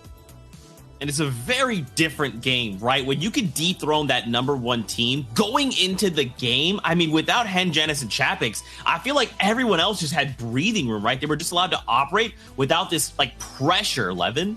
Yeah, 100% right. Hen, Janice, and Chapix went down early, and we'll get to show it to you, right? Because the key thing for this team was the fact that coming into today, right, or coming into yesterday, people were scared about this team here, High Chris Vortex, who are landing on them. And people said, if these guys can't sort of get rid of them off spawn, there's going to be big problems. But you'll see here, off spawn, moments before disaster. Screenshot this, right? We all know this feeling. You're gliding in, you see your enemy has picked up a weapon, and you're still gliding in. There's no hope for you there, right? And although Chapix eventually is able to pick up a weapon, at that point you could argue it's almost too late, because you can see High Chris there is able to go and do significant damage to his teammates. Similar thing here for Janice. Janice here, he lands in this building, he thinks to the chest, oh, I'm fine and dandy. No, you have Vortex here, he has a primal shotgun, and he gets Janice down to 31 HP. What can Janice do at that point? He's so low that it's just going to be incredibly difficult for him. And the big thing is like, this was the question we all had. Off spawn, what happens for this trio, right? Yesterday, they were able to avoid it a lot of the time, but if they're just 50-50, we know what Fortnite is sometimes. Fortnite, sometimes you land, you don't get the weapons you need, and you will just go down like this. If this continues to happen, they're not going to be able to back-to-back. Yeah, and this is going to be tough. You know, we did see them lose a single game yesterday, so this could be their one today, and if it's only one, that's fine. But they can't keep doing this at all. They can't keep losing the games off spawn like this. And that is, like you said, the issue of a 50-50 play early on. You can see Hen eventually being picked up, and that is the end of it for them. So you can see that they have actually ended up moving down the leaderboard, down until 7th. That's where they are right now. So they're going to have to play a little bit of a catch-up game coming up forward. But some of these teams have been popping off. Resguard and Drea Savage still holding on so strong. I know. It's so silly. Like, every single game, we see some ridiculous stuff happen, and yet they remain first place every single time. Phenomenal stuff for them. But look, Noah Riley, Reason, Badil sitting in 4th place. They were 10th last time. That game, 3 victory royales so far, the most of any other team. Like, this is insane from these guys. Yeah, it was disappointing that they had so many not so great games yesterday. Like, after their big victory royale, they really had the other 5 games that just weren't really anything. So today they are playing serious catch-up, but already with 3 games left, being 4th, if they keep playing the way that they're playing today, this is going to be an incredible finish. I just feel like Sancho West, like his prediction is just kind of echoing my mind. I just remember back before the final started, Sancho was like, guys, you know what? Calling in now, Savage's trio, game 12, they're going to clutch it up for the whole champion. No, apparently Sancho was just like, what he meant to say was they're going to clutch up every game at all the times, at all the points in the competition. My goodness, this is insane. This is absolutely insane. Fortnite fam, we hope you're enjoying all of the action. That's 3 games down. We only have 3 games to go. Now I know what you're thinking, Zeke. Let's get back aboard the battle bus. You're right. In just a little bit. I know, but listen, you're not going to miss a single thing. We're going to start game number 4, aka game number 10 across the whole competition during the break. So you're not going to miss a single thing. When that timer hits 0, Shaw Wager, Sancho West, they'll be there. They'll pick it up and we'll keep the ball rolling. So go quickly, find water, come back, and we'll keep this going here from the FNCS in Europe. See you guys in just a second.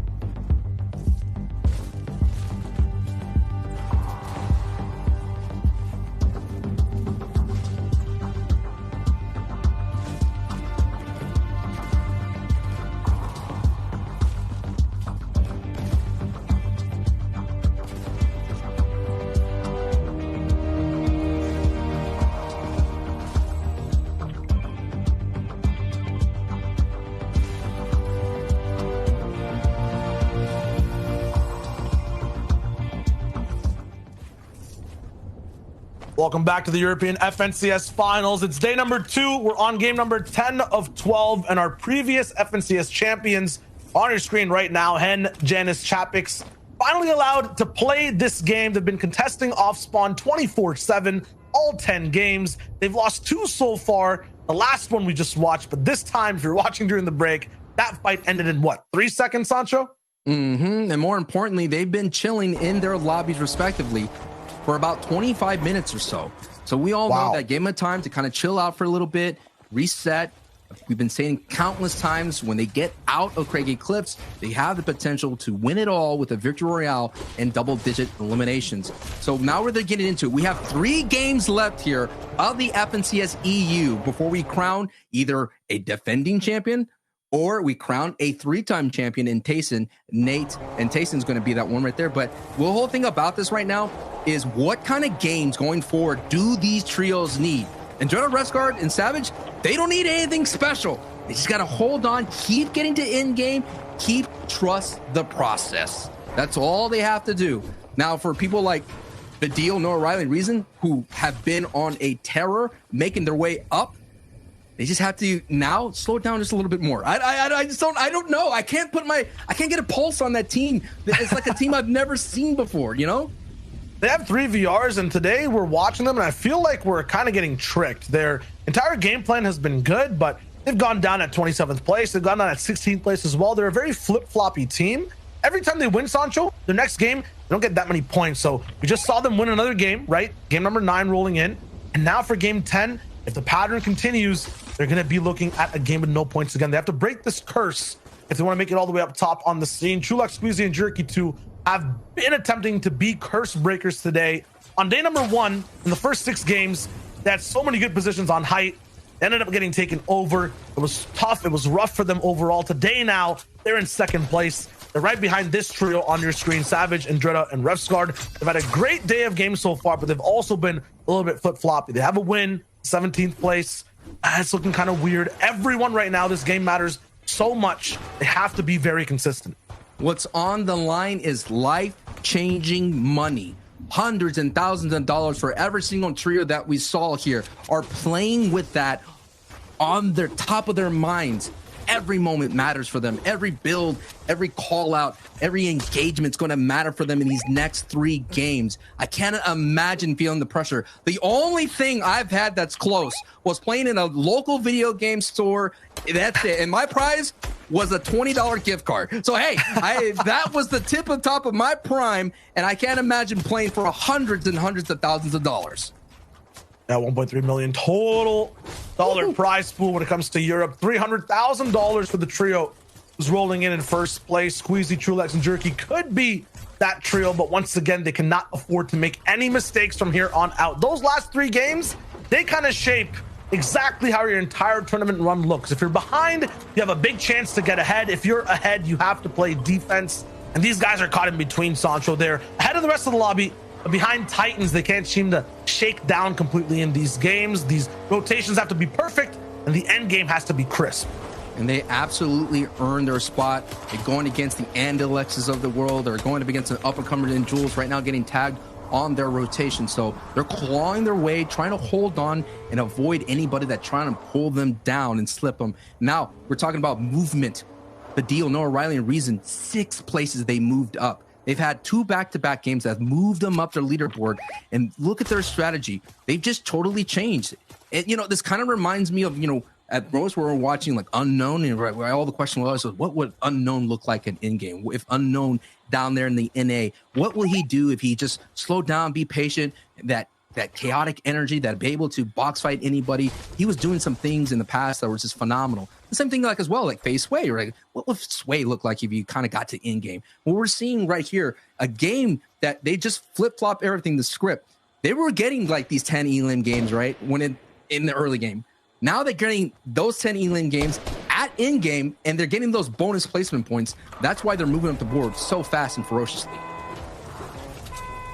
For Vidil, Noah Riley, it only really is wins that are keeping them in this game. If they're not winning, they're having very, very, I would just say, middling performances throughout. It's like 11th or 17th rolling in throughout the day. It's not looking too good when you look at their team if they don't win games. And to talk about it and put it in EU respect, like it's like, what will Wolfies look like in game? What would CRR look like in game? You know, what are those aggressive known players? What will they look like in game? And we're getting a taste of it. And we're just seeing that if you go do your homework, VOD review, they kind of tweeted out, we figured out a plan, and they're executing that plan so beautifully right here. We're joining in slightly late also onto this game number 10, the fourth one of the day. So a lot of people have already moved off of their spots. They're rotating and the zone's coming in fast.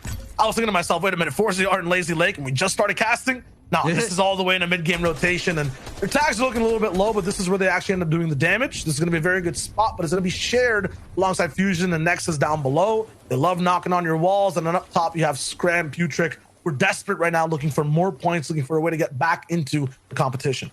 We're talking about what does a trio need to come back. Thomas HC, Flick, and Anas have to have that pop-off game. They've been denied 2 times in this FNCS tournament. 2 times their signature pop-off game, holding on height, losing it at the very last moment. We saw the misplay by Thomas HC with the med kit here. Now, Reason, Noah Riley, the deal in trouble right now. Things are going to do. This trio that they're facing is no slouch. They've been taking out big names throughout the past 2 days. And if they add Noah Riley, Reason, and Badil, which they have done in day 1, that's going to be the big blockade, slowing them down from making their movement. This is the 4th place team right now battling. I'm taking a look at the board. They're facing the 9th place team. This is just so scary from all angles. Multiple Knights on the low ground. They're so tough. No chance on any walls to kind of escape. There's a trio on all sides. Siptos on one. Anas firing away from the backside all the way up top on a hill 2. Neves Bubak on ways, as you mentioned, Sancho, not stopping the pressure. No Riley, Reason, and Vidil. They might just drop down to patterns. They won the last game. They might be going out early in this one. This happened in game 2. Last time they got pinched, they were attacking Hen, and then all of a sudden, Floki's trio pinched them and wounded them, and they went down to a duo. So if they could solve what they did, the mistakes that they did last time, they could be able to keep pushing up their leaderboard. They did that by switching up a layer to staying away from that crazy low ground that's happening right there. But it's still, we have to keep an eye on them. That's what happened yesterday. All of a sudden, they just getting knocked down to a duo on that transition between early to mid game. And now we see Anas, Flick, Thomas, Hen, Janice, and Chapix on the same hill.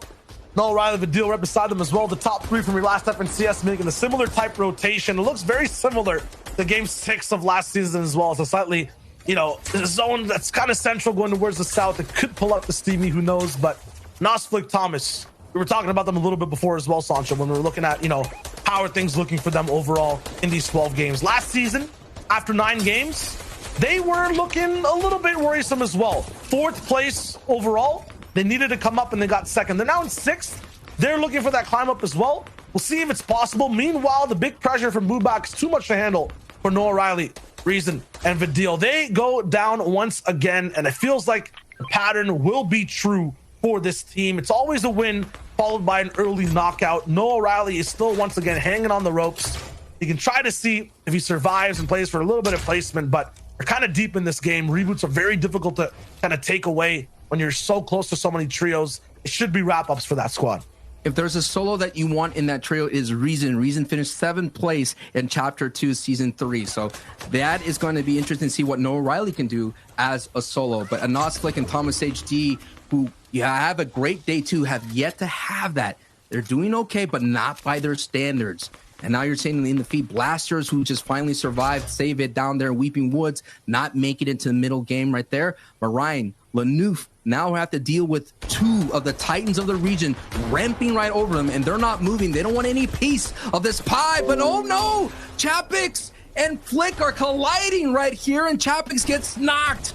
That's Hen. They're trying to move up their board, but Thomas AC is trying to catch them from their ankles so they can't climb any higher. 6th versus 7th. They're really, literally clawing at their ankles right now. Anas, Flick, Thomas HD, making sure there's no chance that they get any higher. They're going to keep moving forward, and this is going to be such a tricky rotation, Sancho. We've been looking at wide shots of this entire zone. There's so many trios at key angles and locations. There's nowhere to really stop. Flick and Anas, Thomas HD have to keep going. They can't slow down. And the ramification goes beyond just eliminations. Now that Janus is by himself, the solo champion here has to hold on as much as possible. I was going to say Chapix is that in-game leader. He kind of puts Hen close to him, but now Janus is feeling the lobby pressure, and it's just too much. Nas, Thomas HD, take him out. They got the Elim. My question is, if they stolen the energy too, there's always one type of pop-off game that comes through with Nas, Thomas HD, and it usually happens when a top team goes down as well. This could be that game. We're on their kind of home territory on the right side of the map. We'll see if it's possible, but there's so many different trios, shoulder to shoulder, side by side. Savage, Refsguard, and Dreda are kind of gatekeepers here too. That's Thinkbo. Sancho, you were talking about it. It's rolling through.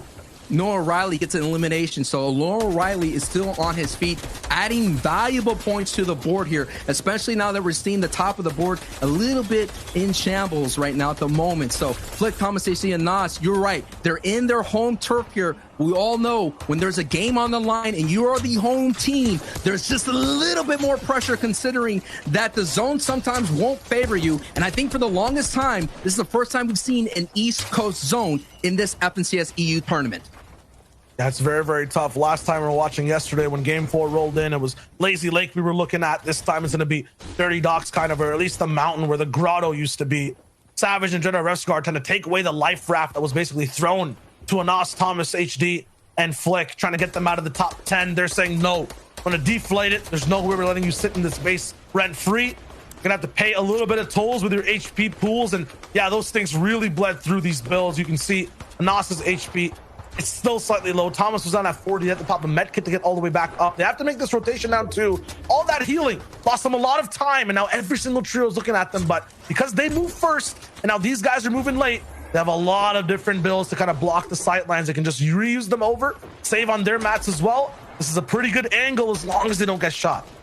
And along their way of this rotation here, very treacherous. You see Savage right there in the distance. We've been seeing Savage just rain down those think bows, getting those valuable Storm Surge tags that way. Triple, Elocrats right in the distance here. Shakos and Gray close to height, but I'm just guessing EMXR is at height actually with Podosite. Very, very cool to see them again. Whoa. Welcome to the tournament. Now you see Jerky Trulix as well at height as well. And if you look over at height for just a second too, that split is absolutely insane. You have, I think, MXR on one of the mountain peaks. Yes. And then Podosite and One Last on the very other one too. So they have so much control. Endelux popping off against Nate in the feed. That's a top 3 team getting affected by some people who are way, way down on the leaderboard as well. Now, Trulex undersurged. Their entire team found some big tags. They're also looking okay for now, but in a desperate situation. We're seeing what happens here when the FNCS on the line, former teammates could go back and forth here. Of course, Andelix and Nate being the duo's champion. Now they're kind of go into this battle here. Now we're getting closer and closer to the end game. It's all determined where Zone 5 pulls. And hey, all you people that invested in this mountain real estate, you're going to have to sell it. You're going to have to move up north. Absolutely. And every time there is a mountain inside these end games, it's always the top trios that end up suffering, who are pushing for that real estate, who get kind of trumped down and then don't actually have their builds worth anything when the zone moves back and forth. So I'm really looking at the top 7, the top 8, and how they handle this zone. Historically in EU, every time high ground's a thing or there's a big mountain in the way, all those big trios suffer. You saw it happen in Game 6 yesterday. You saw it happen in Game 1 as well. It's so unexpected on what you have to do to survive these big zones, the big height. It's going to be tricky. We're alongside Kuriachi, Stormy, and Toos to see how they rotate. Everything's going to be low. Builds are going to be low. If you hold on to height, you're going to run out of builds. If you're on low ground, you're going to run out of builds. If the zone keeps pushing further and further away and there's no bounce back, expect this game to end up and wrap up early, as you already see Queasy's trio already making a stamp on height. No surprise here, but let's go back into the ground. Look at the gravity of the situation that Flick and Thomas HD and our Nas are facing. Now Thomas HD and Flick have to go as a duo, Shio. This is not going to be easy because it is Savage and Dreda there at their front doorstep. And Dreda actually gets hit by Flick's harpoon. So big shots and wow, pulled before the wall comes down. Siberia knocked down by Flick. That's a huge elimination for the points. Big for the mats too. This trio has been bleeding on low ground ever since Savage saw them. They haven't stopped the stinks. They haven't stopped the pressure. Sancho mentioned it. Their builds so low. Their teammate down, Anas, one of the clutch gods, not going to be there to see the end of the game. Man. And their builds are on fire. Luckily, it's metal. It's not bleeding to the floor just yet. It is. and they have to go all the way into a corner. They can't really build another box. Look at Flick's mats. There's just 140 to work with between both teammates. Oh my goodness. This is not fine. This is not fine. Now the zone does pull their way, but they're going to have a tsunami of trios pushing right over them. And the one that's riding, surfing the top of that wave crest is Queasy's trio. They've already committed to this height here, but they have to go back and chop out who's holding it. And that was Podeside's trio who late rotated through. They're setting it up. They could possibly actually remove all of Height here. It might be just one more floor that's connecting, but no. A quick drop down. Smart from MXR. This man must have the best headset in the world to hear that from that distance. He reconnects. Meanwhile, you're talking about surfing. We're not going to be surfing waves. We're surfing on the side of a mountain right now, Sancho. This is going to be a very tricky zone for all these low ground teams to play. I'm worried for Savage. We're already stressed about Flick, and they also have no mats. So up on Height, Queasy is still trying for it. Here comes the big retake. Blocked by a floor. He has to waterfall down. MXR was hit, though, by Trulex, and oh my god, he's completely down. Marine picks up Floki on low, but it looks like Queasy, Trulex, and Jerky have Height again. The retakers on EU. They might be the best in the world in doing it, but their mission's not done yet. Kiriachi wants a piece of the pie, and he's going to the sky.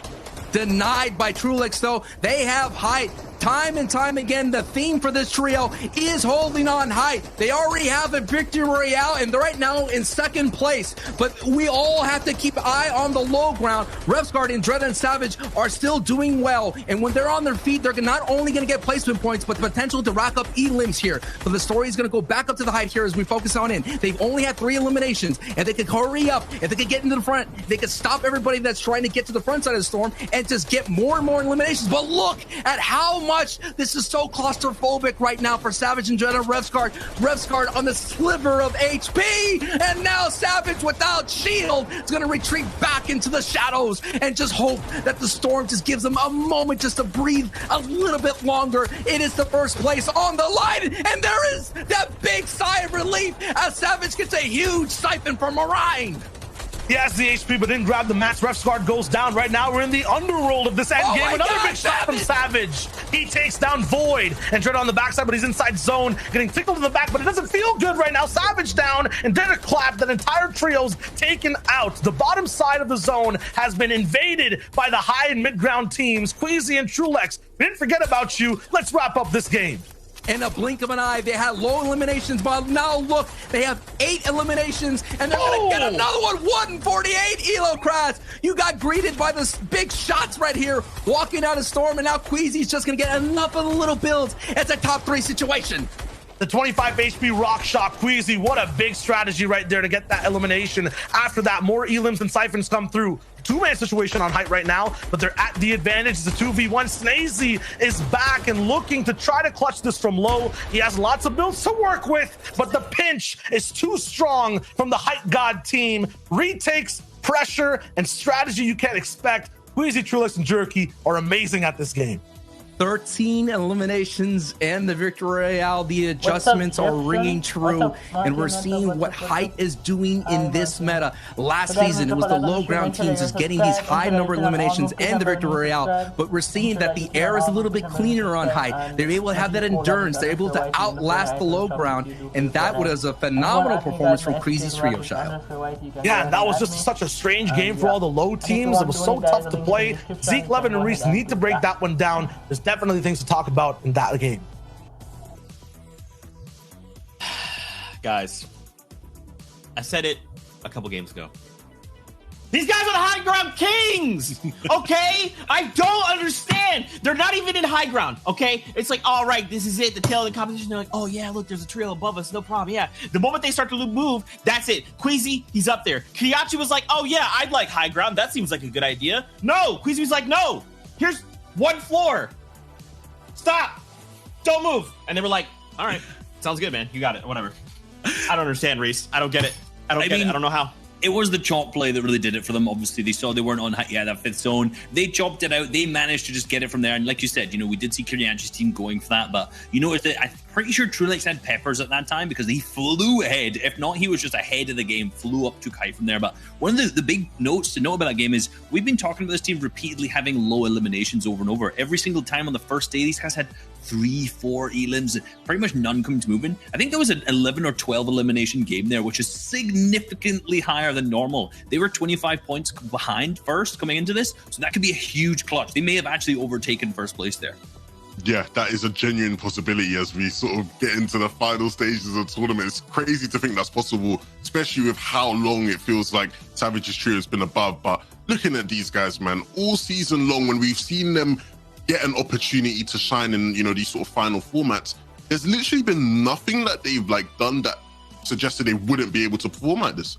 Like, before that sort of run they started to have, it was always Queasy's the most unlucky player, always having hardware issues, never able to play out a tournament fully due to some issues. And now that they don't have these issues, they are solidifying themselves as one of the best teams in the EU. Their style is so recognizable, and it has just been so fun to watch. And you know what? To win the FNCS potentially, maybe all it took was Queasy to buy a new PC. That's all it took. That's all it took. There we go. That's all it took. That's all it took. The second VR on the day, but third of the competition. Absolutely insane. Now, boys, we only have 2 games left to go, so I want to kind of turn our attention to teams 4, 5, and 6 coming into this last game that we watched. I mean, we kind of have to set the stage here, Levin. What do they need to do to look and strike that #1 spot? I think the big thing for all of these teams is that they have been incredibly consistent to remain at this point, right? All of these teams seem to have been in this position for quite a while. You look at Stormy, right, Kyriach, and Tfuse. It's weird, I don't have much critique of them. I think they just really need to have that game where they do just get a victory royale, right? They are still lacking that victory royale to sort of solidify themselves. And so maybe that's what they need to push themselves into contention. Yeah, and you said no critiques, and I totally agree with you on their team. They're really, really consistent, but just not managing to have those big games that they need.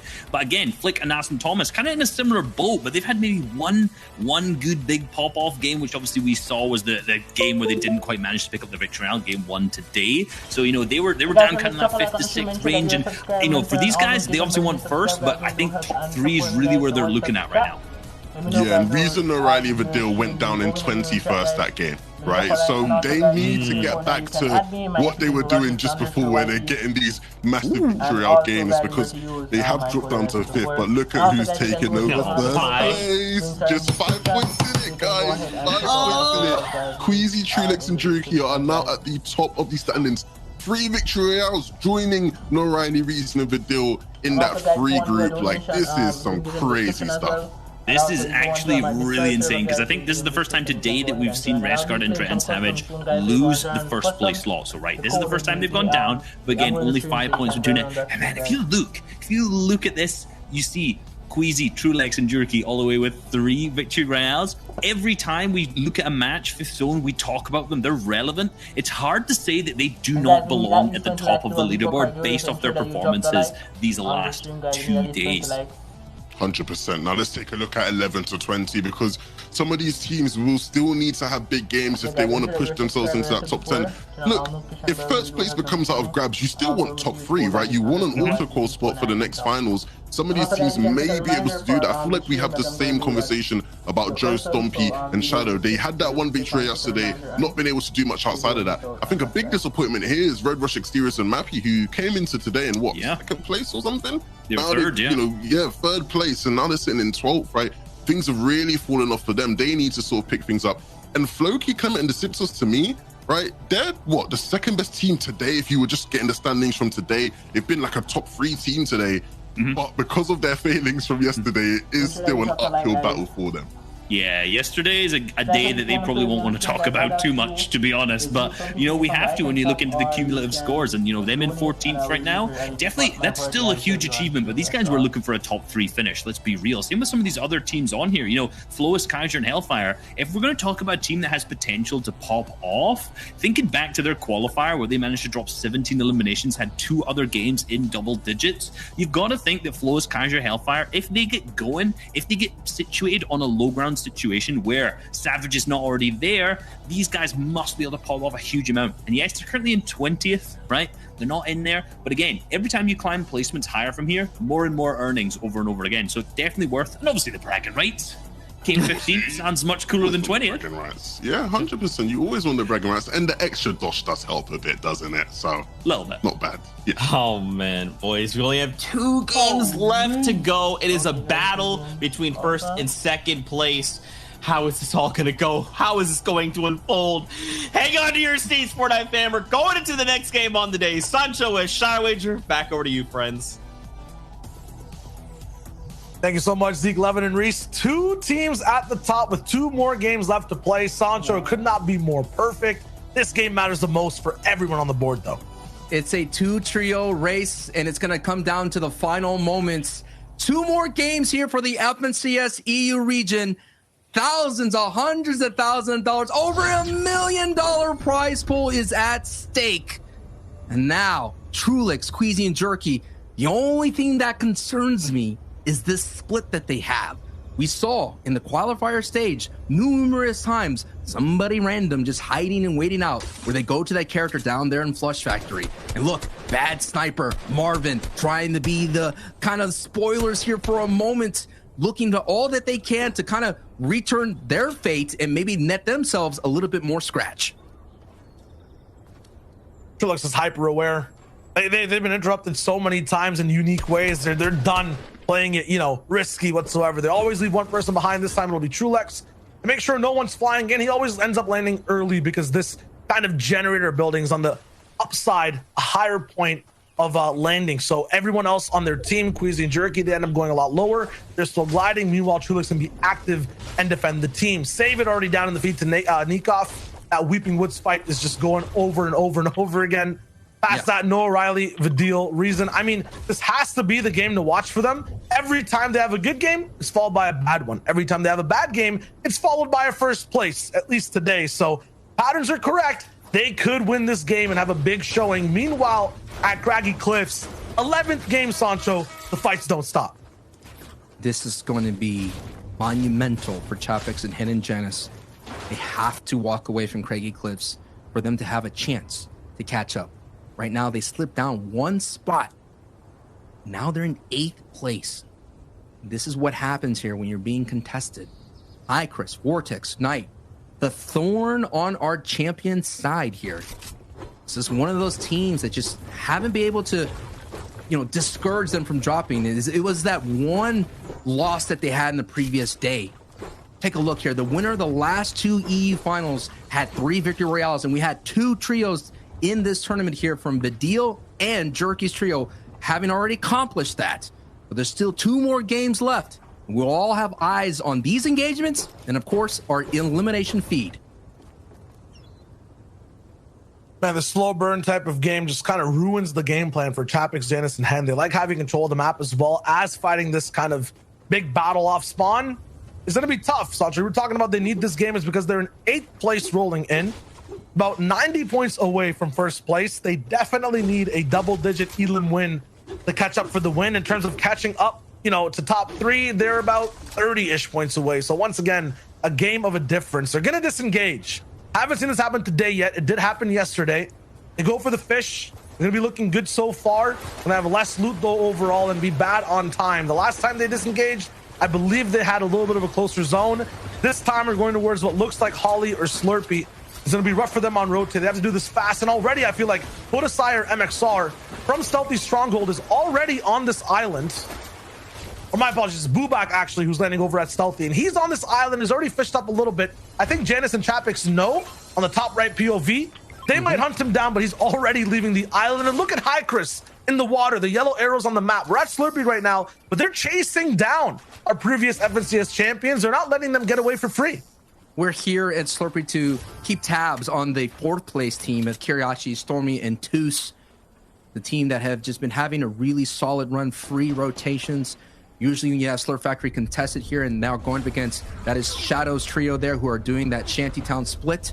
Now we have eyes here on the 2nd place team, who have been holding on to 1st place throughout the entire tournament. And they've just been kind of just putting in kind of like a points, like really solid, you know what I mean? But when you have the teams that have been putting in some astronomical numbers, some huge performances like Vidil and Queasy, who has just been just as consistent, but you're just seeing the 2 clashes of meta, Shiloh, right? The high ground and the low ground. And right now the high ground is just winning it out. and they have the advantage, but it's only by 5 points. So look at the gold number. Right now, that is just in this session, 118. On the other side, Quizzy is at 136. So if Refsguard's trio could get those 5 points, they automatically close the gap in the cumulative leaderboard. Absolute 5-point difference. At the same time, here is the catch up. We're fighting this fight on a brand new map. It looks like usually craggy cliffs. Now we're on that Flopper Island. Chapix, Janice, and Hen have all the high points, but High Chris has actually made a little bit of a base on the right side. Gonna be looking for a shot, but he's playing it sneaky. They're not letting these guys extend these builds whatsoever because they might be able to find High Chris on his spot. Very smart from Vortex. As he does that, though, gets bopped. Low on shields. Janice down below too, and he's almost down with no HP. What a great adjustment from High Chris Trio. Last time they let this trio disengage to Flopper Island. This time they decided to take the fight to them right on the island. Yeah, exactly. This is going to be the wrap-up of the tournament as well. There's no point really for this trio to roll in and disengage. They're going to keep chasing down, but Chapix stops their chase at least a little bit. Knight's 1 HP too. If he drops down and sees him with a quick flick, he can end his big run too. He's going to stay sneaky. Meanwhile, because of this, there'll be enough relief of pressure for Janice to get revived back up. A medkit in play too. They're going to be looking fine for now. Once again, though, Sancho, zone is not here. And these guys are already running through their meds and loot. Look at Chapix's inventory. This is not a Chapix loadout. Makeshift AR, blue pump. Finally find the sneaky man. Good night. Good night, literally. And that's gone. So these guys get to play their game out for the rest of game number 11. The thing is, though, they had to invest so much here. Look at all the hard mats. They barely got the fish. And zone's coming in. It is vital for them to find a vehicle like you see on Gnosis Trio, put some chunker tires on that, which is a new introduction here in the season that just allows you to move like right over the terrain a lot faster. So they're going to sit there on Flopper Island, no doubt, hit up all the fishing holes. I've seen Thomas AC Flicking and Gnosis here are going to visit this character to be able to buy a Rift, and they're going to be able to move on through. It's so exciting to always see a Rift. It just makes me so nostalgic. Oh, Rift to Ghost, I love you. They'll be able to rotate fast. Meanwhile, Savage, oh my goodness, almost thrown off course. It's good.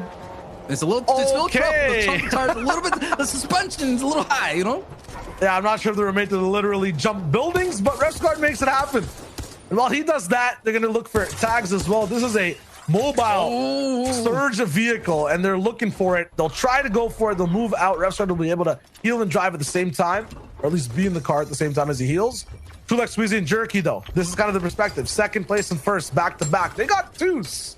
I think they'll look to just hit that bow shot with the pump shot. Yes, they combine it for the big surge tags too.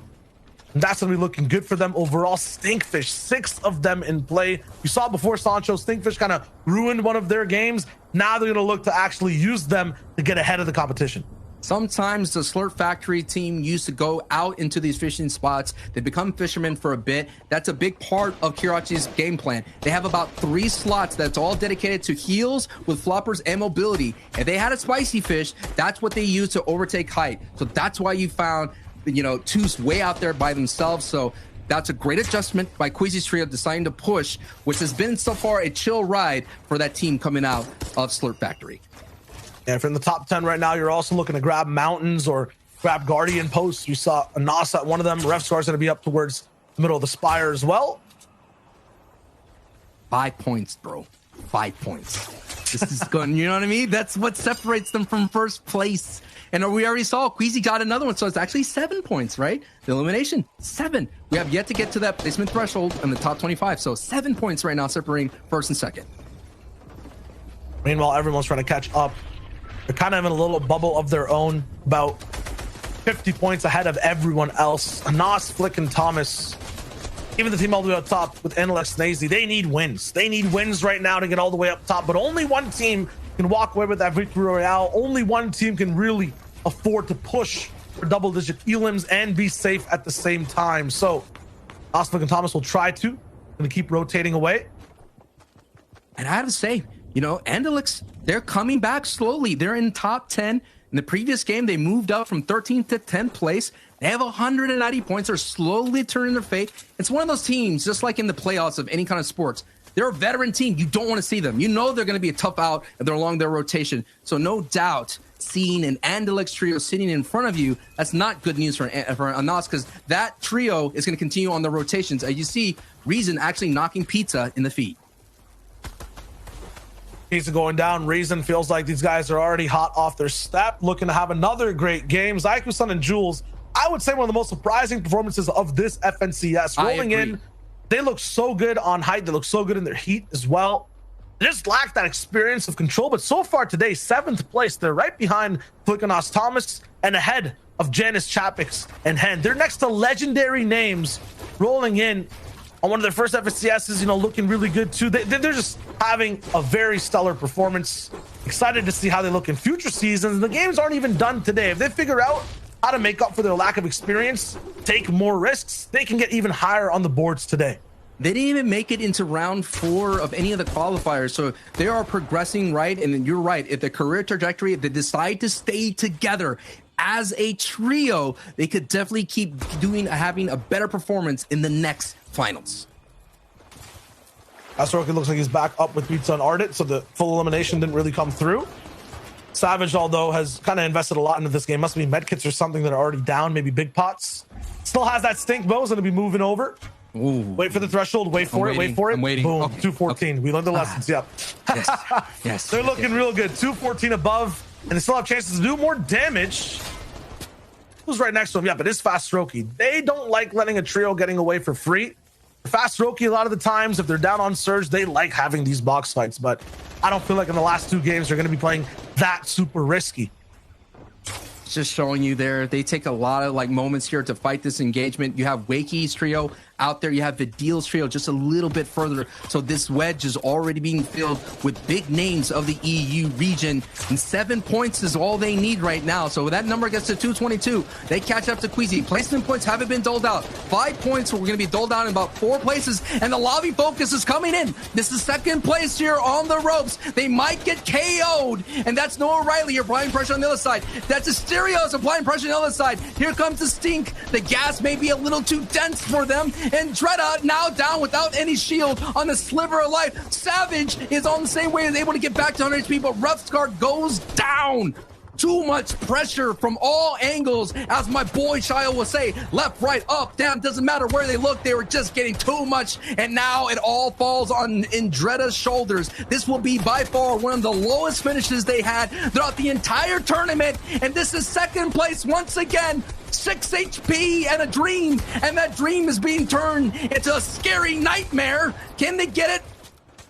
Whoa, hold on just for a brief moment.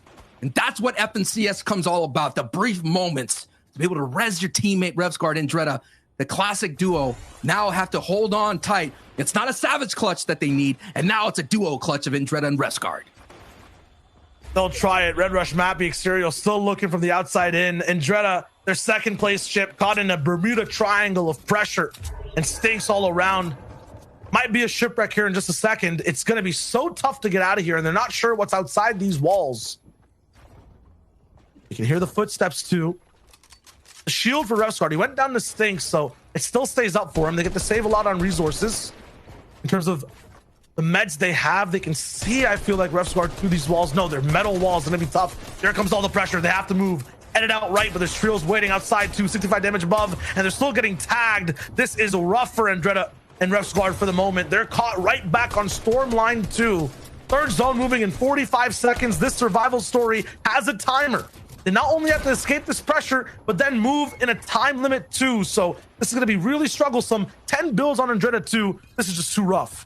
My oh my, the shoes on the other foot. We saw this engagement down in Lazy Lake, and we saw Indreda, Revsguard, and Savage get a big key refresher off of Mappy's trio, and Mappy is just disengaging right now, leaving this trio on the island all by themselves with no life raft to be able to survive, and Storm Surge is raining down terror. 55 below, not enough minis to hold on, but Red Rush, he sees that, he's trying to capitalize, but some tags on Red Rush here.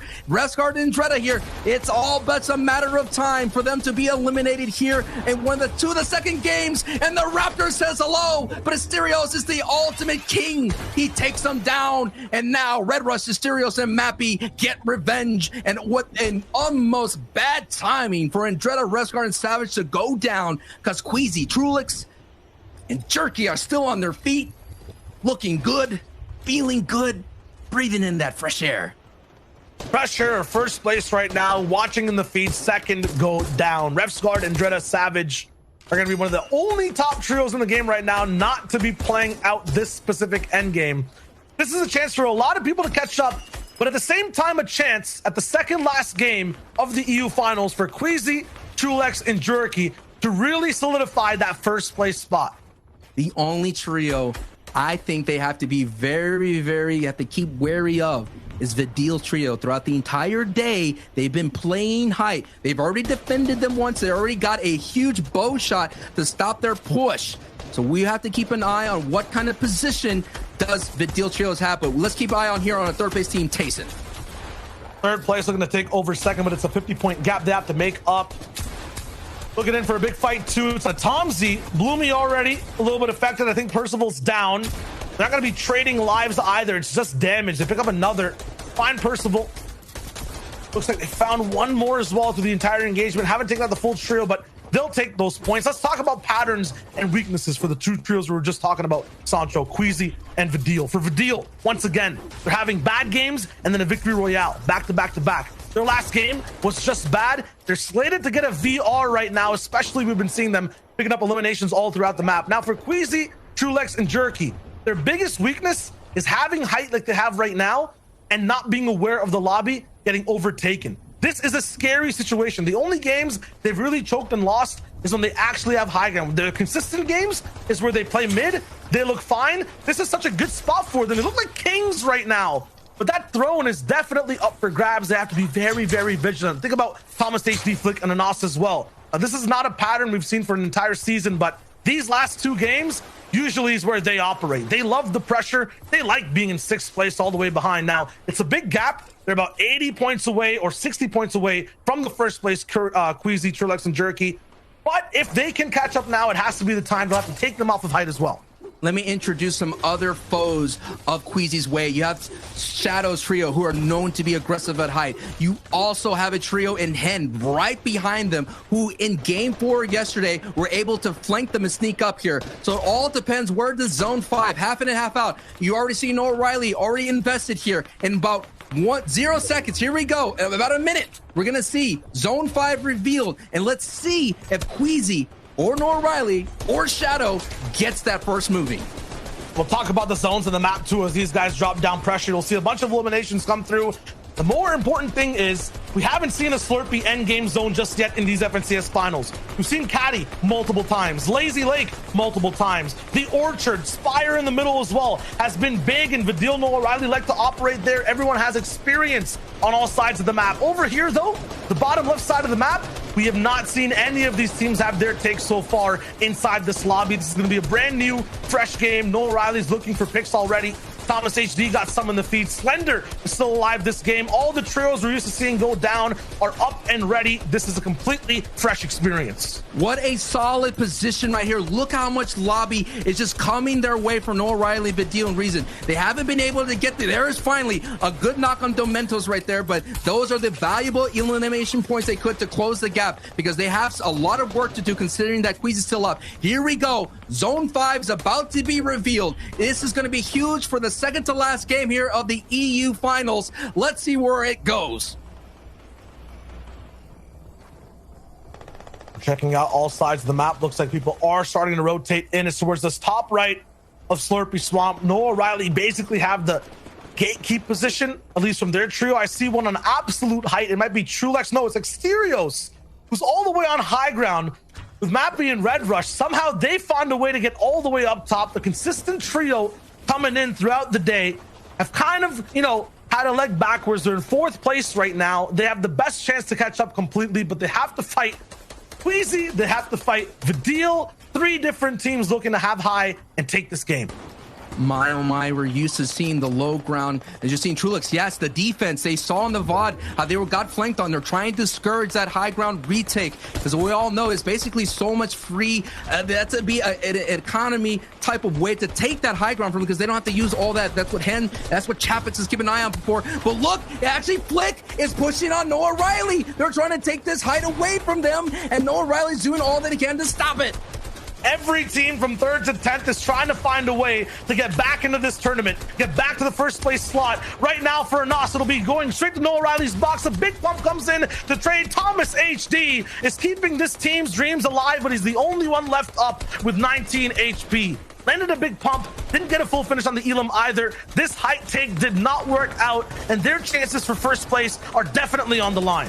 Thomas HD could definitely clutch that situation. He's done it in previous season. He's going to have one of the biggest clutches. But look, Height's in trouble. Trulix Jerky goes down, and Queasy has been put down to low ground. He is in shambles. Queasy doesn't want to be down here. The air is not just too dense for them. His lungs are used to clean air. Queasy now, he has to do all that he can to hold on. This is the first place team going down, and placement points are well out getting doled.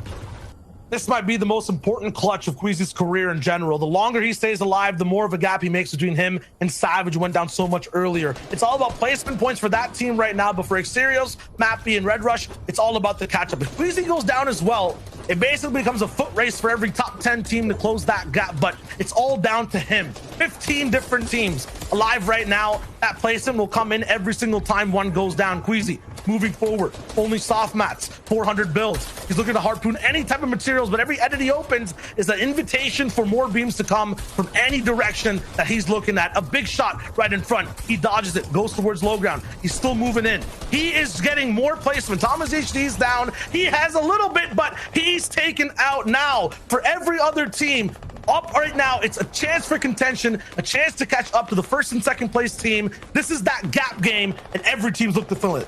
Reason, Noah Riley, and Badil are second from height. You're taking a look at Kinzel, 16th place going into this match here. They have some chance to move up their leaderboard, but Tayson, 4ZR, Nate, who have been passive at in-game, are now looking at height to see if they could take it. If Tayson, 4ZR, Nate could take height, they could move from 3rd place and close the gap that the first and second place team are. You talked about it, Shio. 50 points, but Badil gets a knock on Joe. So Badil and O'Reilly are making their move right now as Tayson's going to the front side of the storm here just to make sure that they get as much placement as possible. We're getting closer and closer to the top 10 situation. Kinzel, Wake, and iDrop have the advantage here, but now we're taking a look at who has the advantage on the low ground. It's Andalex. We talk about the veteran trio you do not want to see controlling the low ground, but now we focus here back to 3rd place. Shio, Ken Tayson right here, the ultimate solo star. Find the impact frags. I think he got that one. Maybe we'll see. But Tayson, yes, he does. And that was on the deal. Wraps up the deal. One of the other top teams in 5th place rolling in. Tayson is trying to big that gap all the way from 3rd to 5th place and catch up to 1st. He's looking possibly for a height retake 2. Surveying the area. Meanwhile, Marine down in the feed. Wolfie's going away too. That entire squad is getting taken away. He's done the analysis. I feel like the team might be going for it in just a second. They have a little bit of those materials, but no. Kinzel, Wakey, and iDrop are way too high. We're going straight to the ocean as well. Low ground's going to be a little bit of trouble. They have to build a little bit more on the floors. Tayson is getting close and personal to that low ground as well. Building all the way left and right. Shaco's going down in the feed. Snazy on low ground also gets taken out by Nate. This squad is active. They're looking for box-to-box fights, and they're winning them all. They need all these points right here. A 50-point gap going into it, like I said before. And if they get this, Tayson now is in trouble. 5 HP. He's going to have to move on out, but I think Tayson was able to survive that pressure here. Tayson, 4ZR, now getting pressure from height. Tayson down to a sliver of health here. 6 eliminations from Nate. The former FNCS champion goes down in a flash so quickly. Now it's 4ZR here. He's in the back of the storm. 4ZR holding on. 19 HP, and he goes down as well. This is going to be a victory royale for Wakey, Kinzel, and iDrop here. And Clement, old names, old guard here on the line. Clement dapping into the water here, holding on as much as possible. But iDrop, Wakey, and Kinzel, too much to handle, too hot to hold. 7 eliminations and the victory royale. That's big for them. They were 16th place. They could get up closer. We talked about all it takes, 2 games, 2 pop-off games, and you get a lot of movement on that board, Shio. That was definitely a catch-up game, though, for the majority of the server, right? A lot of those top teams going down early, even 4ZR not being able to go all the way to the end for the victory royale. I'm wondering how that shakeup looks. What does the catch-up look like? We have to toss it over to the desk to see exactly how that game's results throw down. Boys, we're in the back just screaming our heads off. All right, we're just yelling as all of this is happening. Trios falling left and right. This is absolutely insane. Now, We'll take a look at the standings in just a little bit, but this was game number 5 on the day, 11 of the overall tournament finals here in Europe. Gentlemen, at this point, it's a battle between first and second. Everyone else is playing for third. And when we're looking at these like spots, we're talking about a large amount of prize money, okay? And all these trios, they're looking to climb as high as they can to walk away with more of that pie. Reese, Levin, this game is way too tight right now. Look, you said it's a battle for first and second, but it almost was a battle for first and second. This was a full southwest zone. It looked like Queasy completely had it in them. This is basically the worst possible zone for Savage's team, pulling all the way from Steamy Stacks all the way to max distance map. We saw it not work out for them, but at the same time, it looked like it was going to be Queasy's zone. As soon as that 5th zone pops, they're situated on height. No way to build over. They can't do their signature height play, and it all falls apart on the rotate. So both of our top 2 teams eliminated early in this game, which means that we saw 4ZR. We were watching 4ZR, Tasting, and Nate through that entire end game. I think that was a third for them there with, I think, 7 eliminations, which is a ton of points, which means it was a battle for top 2. But I think with that game, those guys are going to move all the way up. And now it seems to be a 3-way battle for first coming into the final match. Yeah. I wanted to come out and say, look, the top 2 teams made their lives a bit harder coming into that last game. But it's really unlucky, right? In the case of Savage's Shiro, where you have the max distance zone. It's not even a max distance zone, the max distance zone for that team. And even in Queasy and Trulex's case, they don't pull 50-50.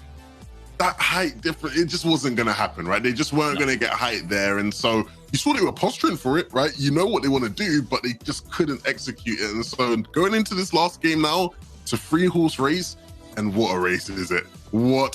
This is going to be crazy. Ultimately, one of these 3 teams is going to be in the sort of closing moments of that game. And that's probably going to be the team that takes it. And so what happens now if there's all 3 of those teams in that situation? Then things just get... We have a good game. We're getting all different levels of crazy right now in the final game. This is absolutely insane. We'll take a look at these standings in just a second.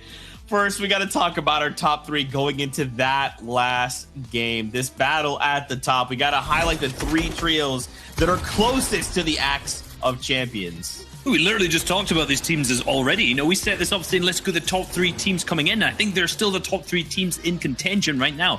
4ZR, Tayson, and Nate had a good first day, but not anything amazing. They were 4th coming out of that first day. Now they're in 3rd, so moved up a single point, maybe even pushed their way up the leaderboards a little bit more. But Rescard, Savage, and Drea, after the first day, they were in 1st. It was all looking really, really good up until that, what was that, game number 10, where they started to get overtaken then. And then here we go, 11 games deep.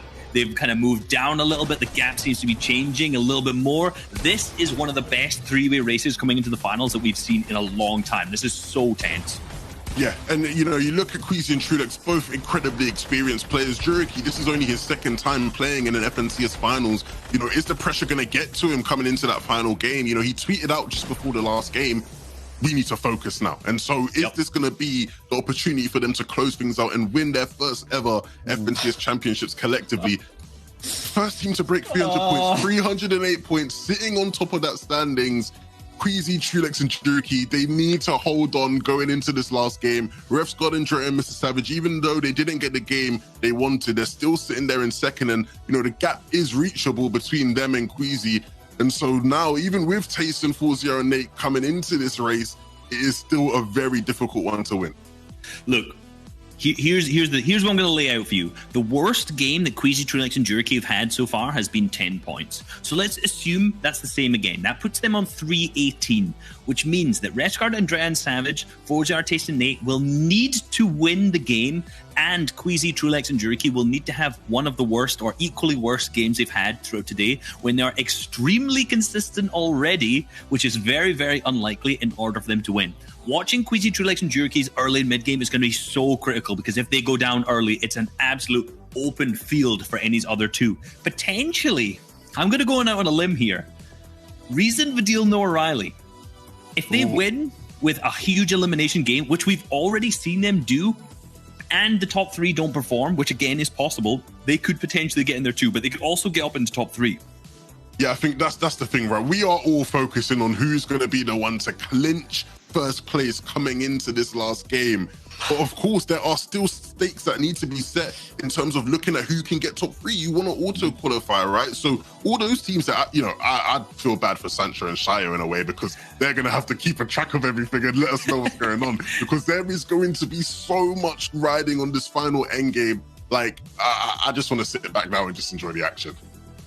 Listen, I just checked, okay? Queasy has just tweeted, this decides it all. Good luck to all. Juriki, good luck, everyone. Good luck. They are aware. This is confidence coming into this game. Will they take it home? Will they be dethroned? We're about to find out, Fortnite fam. One final game in Europe. Sancho West, Shire Wager. Bring us home, boys. 3 teams, 1 dream, and the best reason to do it in, it's Europe. The last game, Sancho West, is on the line, and we're going straight in with Savage, Refsguard, and Andretta. Second place, about 20, almost 30 points behind. Can they do it? Can they catch up to first place and triumph in the final game of EU? There's only 4 words that could capture this moment. Good luck and have fun. This is the final game of the FNCS EU region. Will we have a new FNCS champion, or will Hen, Janice, and Chapix, I don't know, do the astronomical performance? But all eyes are on our top 3. Queasy, Refsguard, and Tayson all have a chance to win. And it all went down to the final moments last season. Will we get a repeat finish? They have been the most consistent all throughout the day. You can see the stat on screen. The thing is, though, it's not about consistency anymore. They're on the catch-up. They were playing defense a majority of this tournament. We're sitting very, very chill in that first place spot. Now at second, they need to actually be proactive this game. They can't just stay waiting on low ground. Maybe play for height. Depending on where the zone goes to, that'll be huge. You know what happens in the final games of the day on EU. We end up in the mountains. We end up in the sea. It gets crazy. Meanwhile, though, regardless of all of that, Trulex, Squeezy, Jerky, first place. So good throughout the whole day. Reset it best just to show you how dominant these guys are. Their worst game, Sancho, they get 10 points. You have to count on this team to have a good game no matter what. And every team right now in the lobby is preying on their downfall. Essentially, their worst has been a lot of trios' best. They have a 24-point lead right now. If you want to keep tabs on it, you want to do the work with us, you want to do the math. Trulix's trio is at 155 for the session. That means for the day. You're looking at Andretta's trio still locked in at 118. Third place right now is 118 as well. So you're looking about 24 points difference between first and second. Third place right now is at an 11-point difference between third and second. Good luck doing math. And in this final game, we pulled up an extra chair at the table. There are 3 teams neck and neck, close by, looking for that top tier first place spot. The champions of Europe, to be 4ZR, Tayson, and Nate rolling in 273 points throughout both days. They're also very, very close, but have to do so much and hope that Queasy, Jerky, and Trulex trip over themselves trying to clinch this last game. Let's take a look at the Zone 1 that's been revealed. If you're sitting out there and you're a Queasy fan, they're on the bottom left of your screen, and they have to go through all of those South rotator players that are all out there that have been just clawing. They've been bruising a lot of people, so that's going to be something to keep an eye on as they make that treacherous rotation. And Shio, Savage, Refsguard, and Andretta, this is really close. This is a very winnable situation considering Zone 1 pulled their way. Last zone went all the way across the map. Yeah, I mean, it's close to them, but neither team really pull the zone into their domain. Everyone's gonna have to move a little bit, especially 4ZR all the way at Sweaty Stands. Even Steamy Stacks, you see that white line? They have to eventually end up leaving this POI. They're on a timer, and they have to make sure their game is efficient. We cannot forget fourth place, the deal Noah, Riley, and Reason making a return back into the top 3. So that's the only new team that are within the striking distance, within being that auto qualification as well. That is what a phenomenal performance from them, no matter what. It let them know that they could change their play style. If for some reason the placement points or elimination points changes, they know they could be aggressive, they could be that buzzsaw. But this is what's been so impressive throughout the day is Trulex, Queasy, and Jerky. We've been playing height aggressively, and who knows, imagine Imagine if day one they were able to get those victory royales when they had height, how much of a runaway performance this would be for season 6. Yeah, I have it down in my notes. This team was literally supposed to win on day one. The positions they were in, you're absolutely correct. Like, they literally were dominant and no team could, in theory, really catch them. In reality, though, they definitely did get caught. Going back, though, watching the VODs, making sure everything, all the mistakes were fine. They came into day 2, the fresh mindset, and now they have a huge lead on many teams. All they have to do this game is survive. We already talked about a lot of numbers, but let me throw you the big numbers that's happening here. But let me put a pause on that as our defending FNCS champions are in trouble. Lanouf's trio here has put so much pressure on them. Now that Janus is in a defensive stance here, Lanouf does get hit. It is cracked right now, and that might be just enough to kind of slow down this push that's happening from Slicks, Marine, and Lunef. Gonna be trying to go all the way in. At the same time, every team right now, they might not be holding anything back. In the last game, you might need a lot of eliminations to go a little bit higher. And the prize thresholds there are for the entire tournament we're watching so far, for the whole finals. For Janus and Chapix, it might not be possible for them to level up whole way and get top 3. They're about, I would say, 40 points behind. So they definitely would need the win. High Chris is here, still chasing them. They disengaged over and over again yesterday. And, you know, both teams have to play their games out. If this is the first time you're tuning in for the day watching, Hen's team, we're watching on screen right now, Under the Bridge, has been contesting High Chris's team for all 12 games. They're trying to run away too, just to play this one out. High Chris does not care. They're coming through, chasing all the way. They're trying to have this fight towards the very end. This is so heartbreaking to watch Hen, Chapik, and Janus. Chapik's tweeted out that he has never been contested since squads. And we're just seeing them right now. Defending champions. Not a lot of room to breathe. They essentially need a double-digit elim and a victory royale, and a lot of other teams ahead of them to go down, but I'm not seeing it. As much as I would love to root for a repeat, the repeat is looking like it's in shambles. Entire tournament hanging by a thread, no shields to kind of protect them either. They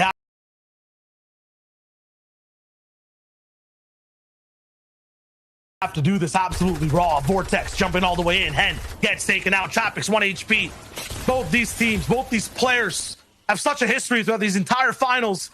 And although Janus, Chapix, and Hen have been winning off spawn entirely, it might just be High Chris who gets the last laugh. Janus on his wall. Champions fall. Their run so far for the top 3 is over. Phenomenal, though. Contested for 12 games. They had a very good showing and will end somewhere within the top 10 or 15 at the end of the finals. It's just something that when it comes down to this moment, this is what it is all about. FNCS, we still have 3 teams that are just separated by a victory royale. Payson, 4ZR, and Nate. As a team, they're in 3rd place. Only 11 points behind. Again, 118. Keep an eye on that number. It needs to be added by 11 more points, and they're tied for 2nd place. Of course, that's all going to come down to tiebreakers and things of that sort, but this is why I'm casting and I'm not an admin. Right now, we're all eyes right here. Focus. Everyone gather around. We're getting into the final moments of Game 12 here. And you may think, Sancho, this game just started. This feels like the finality of it. You know what I mean? This is it. It is. It is. It's the last game. Jerky, Queasy, Chulex, 1st place. And with the champions from last season gone, it's like we're at the coronation for this team so far. If it was a movie, right, there could be a possibility of hijinks happening at the ceremony. People are still in contention, the top 2 teams, to interrupt. But once again, for these guys to lose their 1st place slot, they would have to go down before kind of the 8th or 9th zone. I don't see that happening, especially from this spot. There's no teams near them. No bow shots really hitting this big Guardian outpost. There's no chance that these guys flip up right now. As the game goes on, it will get scarier. Here's the team that wants to make it happen. Savage, Andretta, Refsguard, once again, 2nd place. They need to catch up. They need to win this game. I was mentioning big numbers before. Let me hit you with those numbers right now. 1st place, $300,000. 2nd place, $210,000. 3rd place, $135,000. That's what's at stake here between the three. Not only that Acts of Champions, not only be able to put that social media post, not only to be able to make that video that's going to get thousands and thousands of views and your clout's going to go up because everyone's going to call you a champion. It's all about that life-changing money as well. And then you go down 4th and 5th, 6th, still thousands of dollars. That top 10 is going to be a threshold that you want to break, because if you break that top 10, Shayo, that's going to be $10,000 a piece. You want to make sure you can catch up. The other thing on the line as well for every team behind the one on screen right now, Tayson, ForZR, and Nate, basically everyone from 4th place below. You hit top 3 this FNCS, you're automatically invited to the next one to be inside the finals as well. So Tayson, ForZR, and Nate have their own gate to keep while they try to get further and further up inside the top 3. They have to make sure they don't go down and they get an auto qual all the way. You saw how rough it was for their season. All the qual weeks. Issues, errors, in heats as well. They kind of fixed it up, but they had trouble getting all the way here. They look amazing today. Amazing right now, but they don't want to repeat the process. Still, other teams that are in this match have a lot to play for themselves. We cannot forget about that all-star game that will happen later on. The top 15 will be able to get into that match. They're looking for big qualifications on all sides. Queasy, Jerky, Trulex. In a little bit of trouble right now. These are the spots that you can't make mistakes at. And these are also the places where every other team who was playing normally might be slightly hungrier, understanding that, hey, we might need to get the top 10. I want to get to the upper portions of prizing. I might have to push the team in front of me that I usually wouldn't. Sun and Jules, a passive team, might make that choice, but no, with this defensive base, Queasy, Jerky, and Trulex will be fine. They're used to being free, though. They like walking around. That's not going to be the case right now. And on Surge as well, they're just 18 damage above. Yeah, yes, exactly what I was going to point out. Look at it. Both people that are in the top 3, just above Surge, and 10 players have to go down here very soon in the next zone. So every shot's mattering. They're going to have to get this important tags. Revsguard in the bottom right of your screen, armed with an infantry rifle. Doesn't get any connections, but look at the zone, Shayo. Zone 2 is going to be another mountain finish. Can't get nervous here on the Surge. I know it's just 18. It's half a tag. It looks drastic, but patience is key. Everyone else should be a lot more nervous and more desperate to push for shots. Queasy always hits these, but no, doesn't get a single bullet on the head. People all the way up top, Stompy, Shadow, and 32. Joe, and Lazy Lakes. 19 above now. Oh, it's looking fine. Everyone should be edging more towards looking for box fights, looking to really just push their game to the absolute limit. Trulex, Queasy, Jerky, different circumstances. They're feeling fine. Pizza Ardent, kind of desperate. Reason is right here with Vidil and Noah Riley. They're looking right beside Tayson and actually overtake them and get into the top 3. They're in 4th place currently. Tayson has to defend this right now inside the same POI. They're 192 damage below.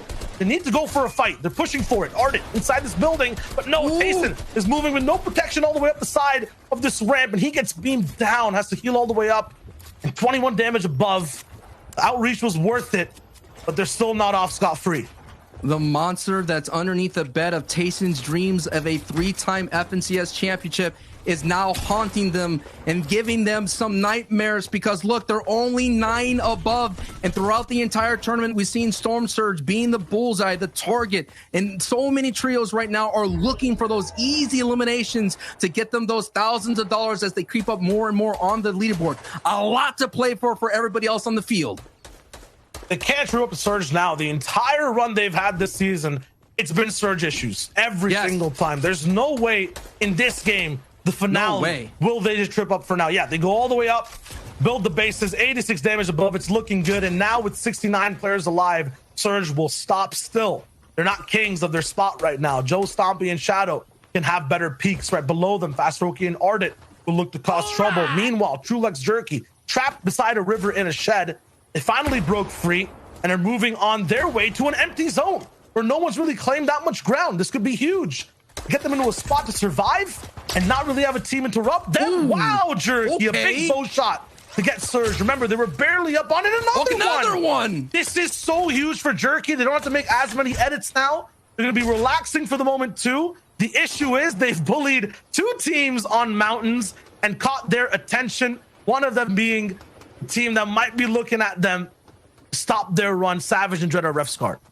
this is like one of those things right there is you're seeing that they're usually being really chill on Surge. They can make those kind of aggressive plays for height, but when you have that Surge Parasite weighing you down, that anchor, you're not going to be as free to crank up to height. Those 90s just become a little bit heavier. In fact, Shio, everything is heavier right now. Every edit, I bet you their mouse or controller, whatever input they're playing on, just feels a little bit more heavier. It's like a 5-pound weight sitting on it. Definitely a lot of pressure. Nate Forziar Tayson, though, no strangers to it. We know how decorated Tayson is. We know the prowess of Nate and Forziar too. Popping off, whether it's duos for Nate, whether it's the trio prowess of Forziar as well. Tayson's so good in every mode too. These guys can definitely do it, but once again, they're the team that the majority of players in this lobby are looking to take out. I know first and second are having their own battle, but for third, they are on the line. Fast Roki beats the Ardent above them, want to break in. Andalex in 8th place wants to roll through. Kiriachi right below them in 5th. They're trying to get through too. They had a chance to meet up with Vidil, Noah Riley, and Reason. They're right below them in 4th place. Meanwhile, in 2nd, Savage, Rustguard, and Dreda looking at the server, trying to pinpoint where that first place team is, or just trying to get tags. They're looking good though. Center zone and everybody that's in the top 3, everybody in the lobby that's still alive has been doled out 5 points. So that's why they went from 118 to 123. So far, no movement yet in the top 3. No one's gaining ground. No one's lost ground right now between Andretta's trio, Forziar, and Queasy. All looking good. The only thing that I'm really concerned is this right here. What does the Storm Surge look at? We saw 2 big bow shots, putting them at 85, putting 160 into that HP bankroll. But is that going to be enough for them to last? Are they going to have enough financial Storm Surge to be able to withstand all this pressure that's happening right here, right now? Talk about pressure. This is a very similar position we saw, I believe, Anas, Thomas, HD, and Flick at last game. A team focuses you while you can't really move between the 3rd, 4th, and 5th zones. You start running out of your materials completely. Fast Roki's not letting this one go. They're dropping down all their ammo into this position. They ran out of shields above them. They ran out of gas. They ran out of mats completely. And it looks like they're looking to all in Nate, Forziar, and Tayson below before this storm starts to move. We're seeing that a knock went through for Reason. Now they're at 169 for this session here. They closed the gap just a little bit. They're still 17 points behind 3rd place. Anas, Thomas, HD are also used to winning at least one game, I feel like, inside these finals, having a big pop-off, and they haven't done it yet. They could steal away the VR. They're still alive and looking really healthy. Meanwhile, Savage, wide open edit. Good job closing it after all that pressure. Tags. I was expecting a bow shot to come in. That would not be good for just the inventory management and loadout. Joe Stompy are still all the way up on their high ground position from Lazy Lake. They're looking to dominate this game. They did one yesterday, but once again, they're looking for repeat performances, trying to get up in the prizing thresholds. Oh no, Forziar down. That's what I was talking about. Fast Roki did not want them to get away for free. Nate now stuck behind the wall. It's not his. He can't edit it. Pizza looking for the big shots, but he goes down. The Storm and a lot of shots inside the circle as well. Nate, as a result, getting the Elam or not, will fall privy to them too. Tayson will have to leave him behind. And look who they're going to be running into. Reason, Vidil, Noah Riley. He's caught their attention. The 4th place team right below them might be the ones to take him out, but he might be actually affecting them in moving by. I think, yes. Oh my! He picked up Vidil, got the Elam too. 4th place now in shambles. 3rd place just has one teammate left over. Tayson is not going to go out without a big bang. He's looking for the big shots. Reason is going to be taken down on shields. Zone, 17 seconds. Still moving in. They're really desperate. They pushed up on these builds to move forward. But they're still not in zone. This is trouble. Tayson, the 2-time FNCS champion, a trio champion, and a solo champion, is going to make his way to hold on as much as possible. A lot of ground to move on through to make sure they could get closer to the top here. But we're seeing there still are 2 places here of Refsguard's trio and Queasy's trio are still in, and we saw Savage was able to get a couple eliminations. Reason and O'Reilly, who are sitting in 4th place, who've been moving up the board slowly but surely here, now have to continue the rest of it. And Tayson is out, locked in 3rd place. But we already know there's going to be a lot of movement because there's a lot more game here in the final 12th game, Shio. Savage still acting like a frilled neck lizard right now, really puffing out his chest and looking for big positions all the way inside the circle. Every team right now is doing their best to be intimidating and make sure no other team steps to them or gets in their box. Meanwhile, Queasy, Trulex, Jerky, the first place trio is not on that wavelength. They're more so operating like a jack in the box. Low ground, being very low key. They don't want to make any overt edits. They're hiding from the rest of the lobby. Meanwhile, when that game actually goes through, we get towards end game, you'll see them pop out. A big scary trio who loves to go for height. They'll still be on their game. There they are, side by side, first and second place with a very different play style. And with a full metal base, basically a submarine base, it looks like, all the way on low ground. No one's going to be penetrating it whatsoever. No shots will really come through. They'll be fine all the way till end game.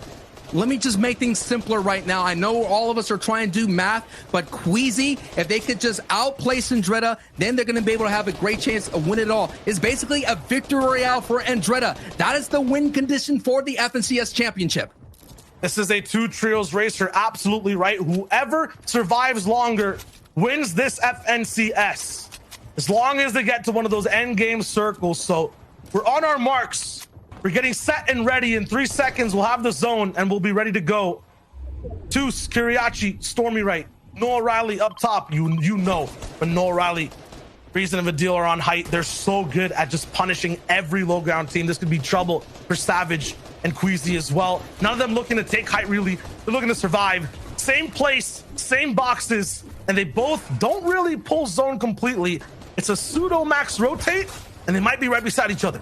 Savage, the in-game leader for this situations right here. His prowess, his clutch factor is all on the line. He has to lead Revsguard and Andretta. Savage joining this duo to form this newly trio that's performing out of their minds right now. Only 13 above Storm Surge, so that's going to be dangerous for them.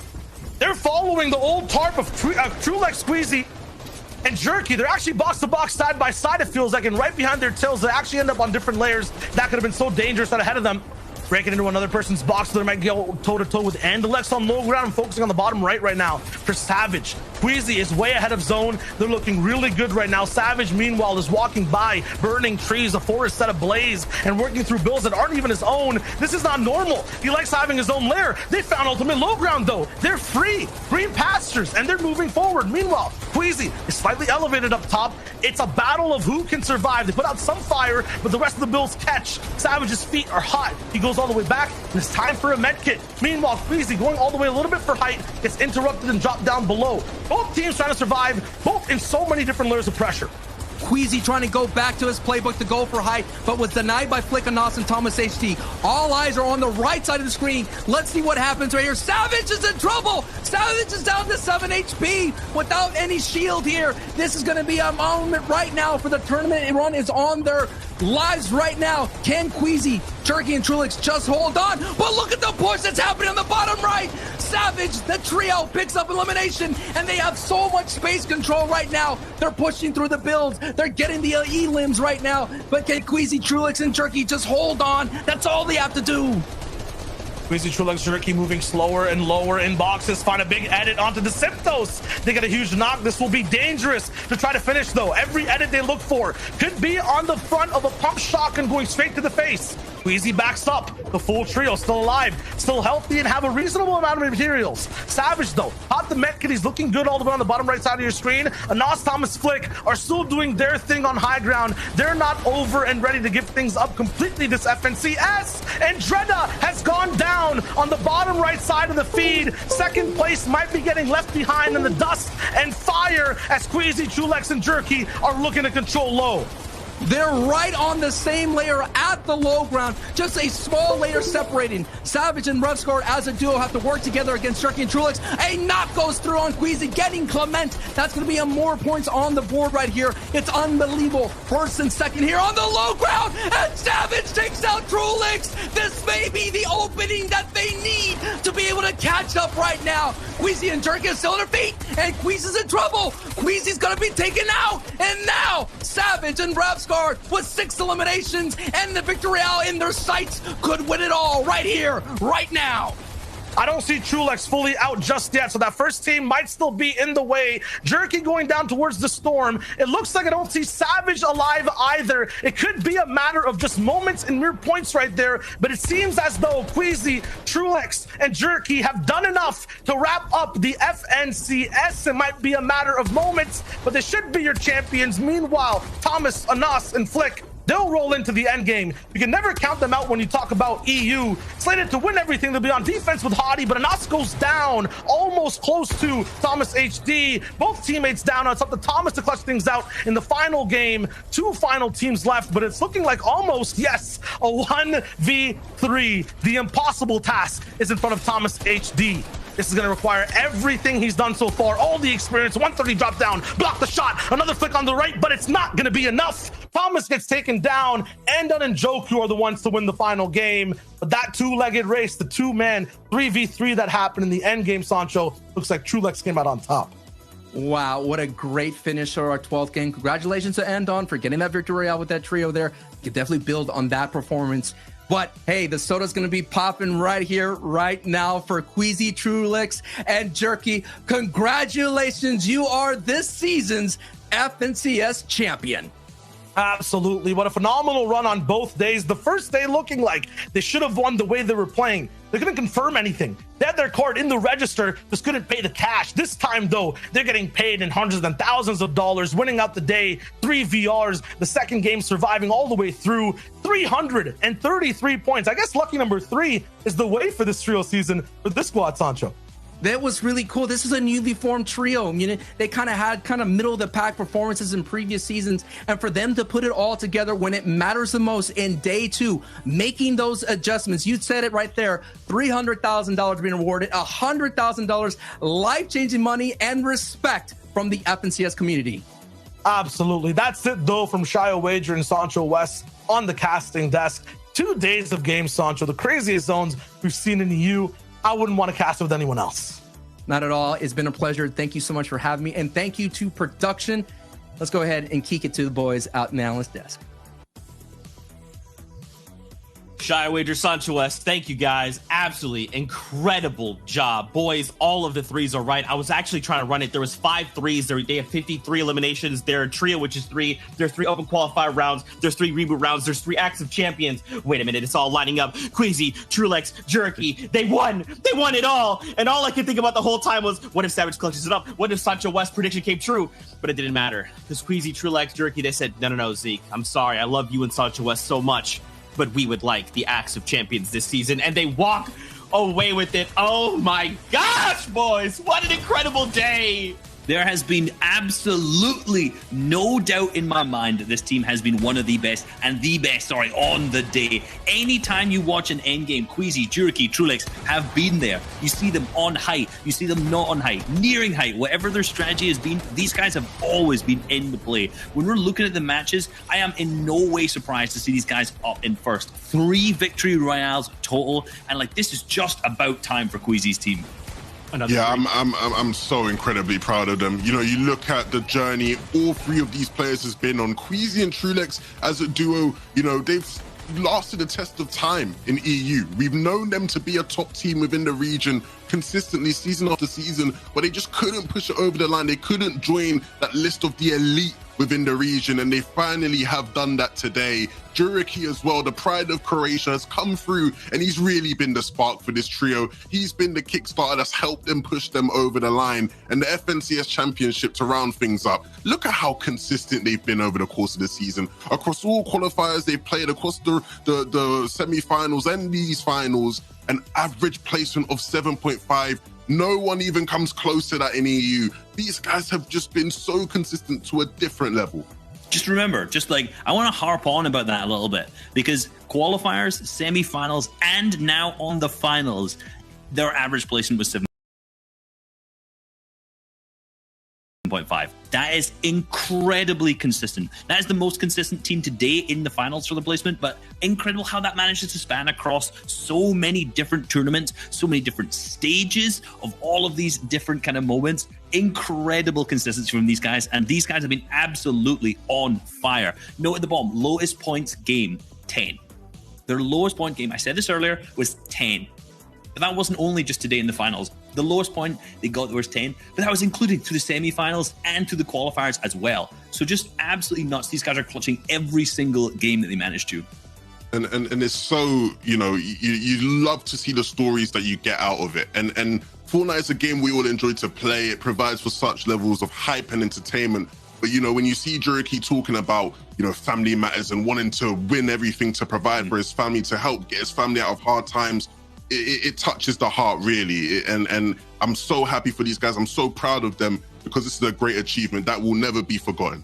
Look, we're happy, we're proud, but I guarantee he's proud, his teammates are proud, his family is proud, and that can go on for every single one of the members of these teams. This is a huge, huge accomplishment. The champions of the region, also obviously the money to their name, which is fantastic, and of course the Axe of Champions. It probably could not have gone to a more deserving team in this season from Queasy, Trulex, and Juriki.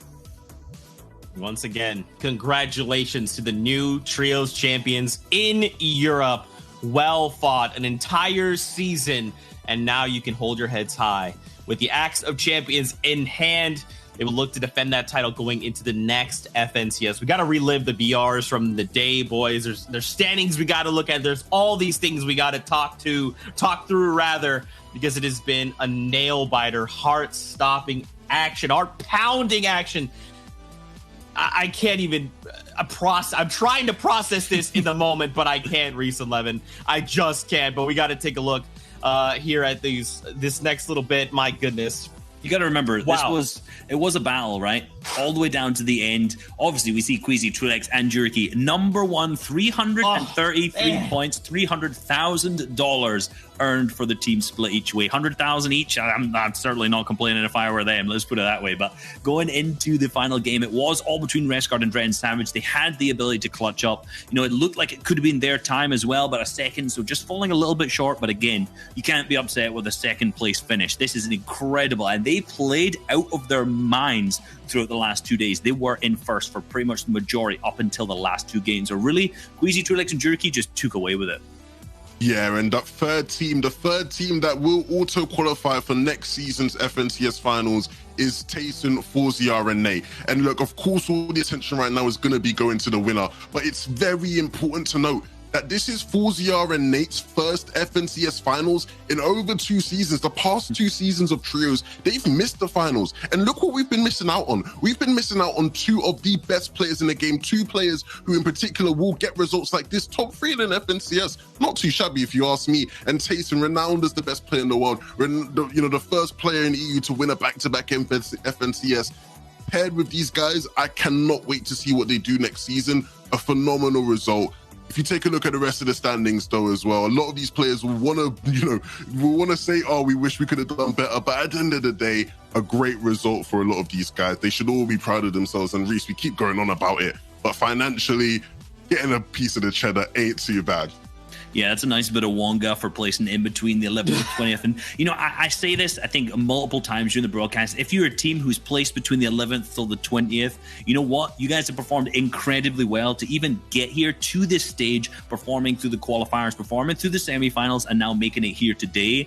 And I don't want to see these teams on this page splitting up by any means. I want to see them improve, fix their mistakes. There's so much potential here from all of these teams that you've seen. You know what? It didn't work out across this weekend, across the 2 days, but it 100% can if they fix that across the next season. Yeah, 100%. And let's take a look at the way this day started. We have some highlights for you. You know, so many of the best players, right? Coming into this weekend, we were saying this is the most stacked FNCS finals we've ever had, and it provided for all the entertainment you could have possibly wanted. You know, all the stories, all the action. You know, it's almost overwhelming, Reese, you know, trying to think back to everything that's happened this weekend. Yeah, you know, obviously the battle that we saw right at the start there between all the way up in Craggy Cliffs, right? You know, we saw it going on between High Chris's team. We saw it between our ex-FNCS champions. Now, it does feel sad to say that between Hen Janus Champions, and it really seemed like on that first day, like they had the power and they were able to kind of clutch up and do it. Same again with Resin's team. Resin, Noah, and Vidil, man, they started so strong on this second day here, and it looked like there was a potential for them to make it all the way up into that top 3. Didn't end up happening for them, unfortunately, but they looked so strong today. Yeah, 100%. They were one of the strongest teams, and it's fair to say, as much as they weren't able to be the best team across the 2 days of competition, they were the second best team today. If you would just get the points from today's games, they were the second best team. But that best team, Queasy, Trulex, and Juriki, to win the amount of games they won, 3 victory hours across the weekend, you know, the victory is deserved. These guys were absolutely phenomenal to watch. There's not much, you know, players who can say they can play at such a high level in Fortnite, period, across any region. These guys are at the top of the iceberg, and I think the sky is the limit for them, right? They've already won an FNCS, but moving forward, you could definitely see them winning another because they have just been insane. Yeah, and I think what was so interesting to watch about them is we watched a team who was so tunnel visioned on high ground, so tunnel visioned, but in a positive way. Usually we see teams who are just trying to chop out, trying to cycle height, use peppers, whatever they can to get that high ground in that kind of fifth zone, fourth, whatever it is earlier on. But this team has done it like I've never seen any team execute high ground as efficiently in my life. In watching many seasons, many regions, these guys just kept getting it. And whatever the situation was either, because if they had it early, cool, they maintained it. If they didn't have it, they always managed to grab it late. It's just, if you want to watch how to play high ground, go back in the VODs and look at how these guys play it. Incredible high play. Man, an absolutely insane season. Chapter 2, Season 6 now comes to a close for Europe. As always, Fortnite fam, we love you guys so much. Thanks for hanging out with us. Follow Shywager, Sancho West, Reese, and Levin. These guys pour everything they have into the broadcast. Now, before we say our final goodbyes, how about a little bit teaser of what's next to come? How about an all-star event?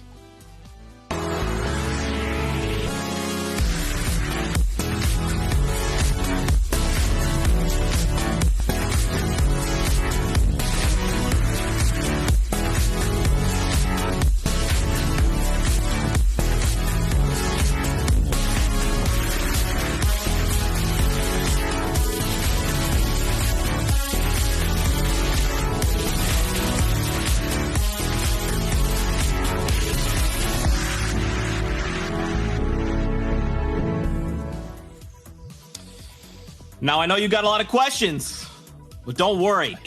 We'll be posting things to our social media, more information, so keep your eyes locked on there, and I'm going to have to answer their questions now after that. Well, don't forget, guys, we're going over to NA East and NA West for more Fortnite action, but if not, then we'll see you on June 23rd. Until next time, Fortnite fam, we love you, and we'll see you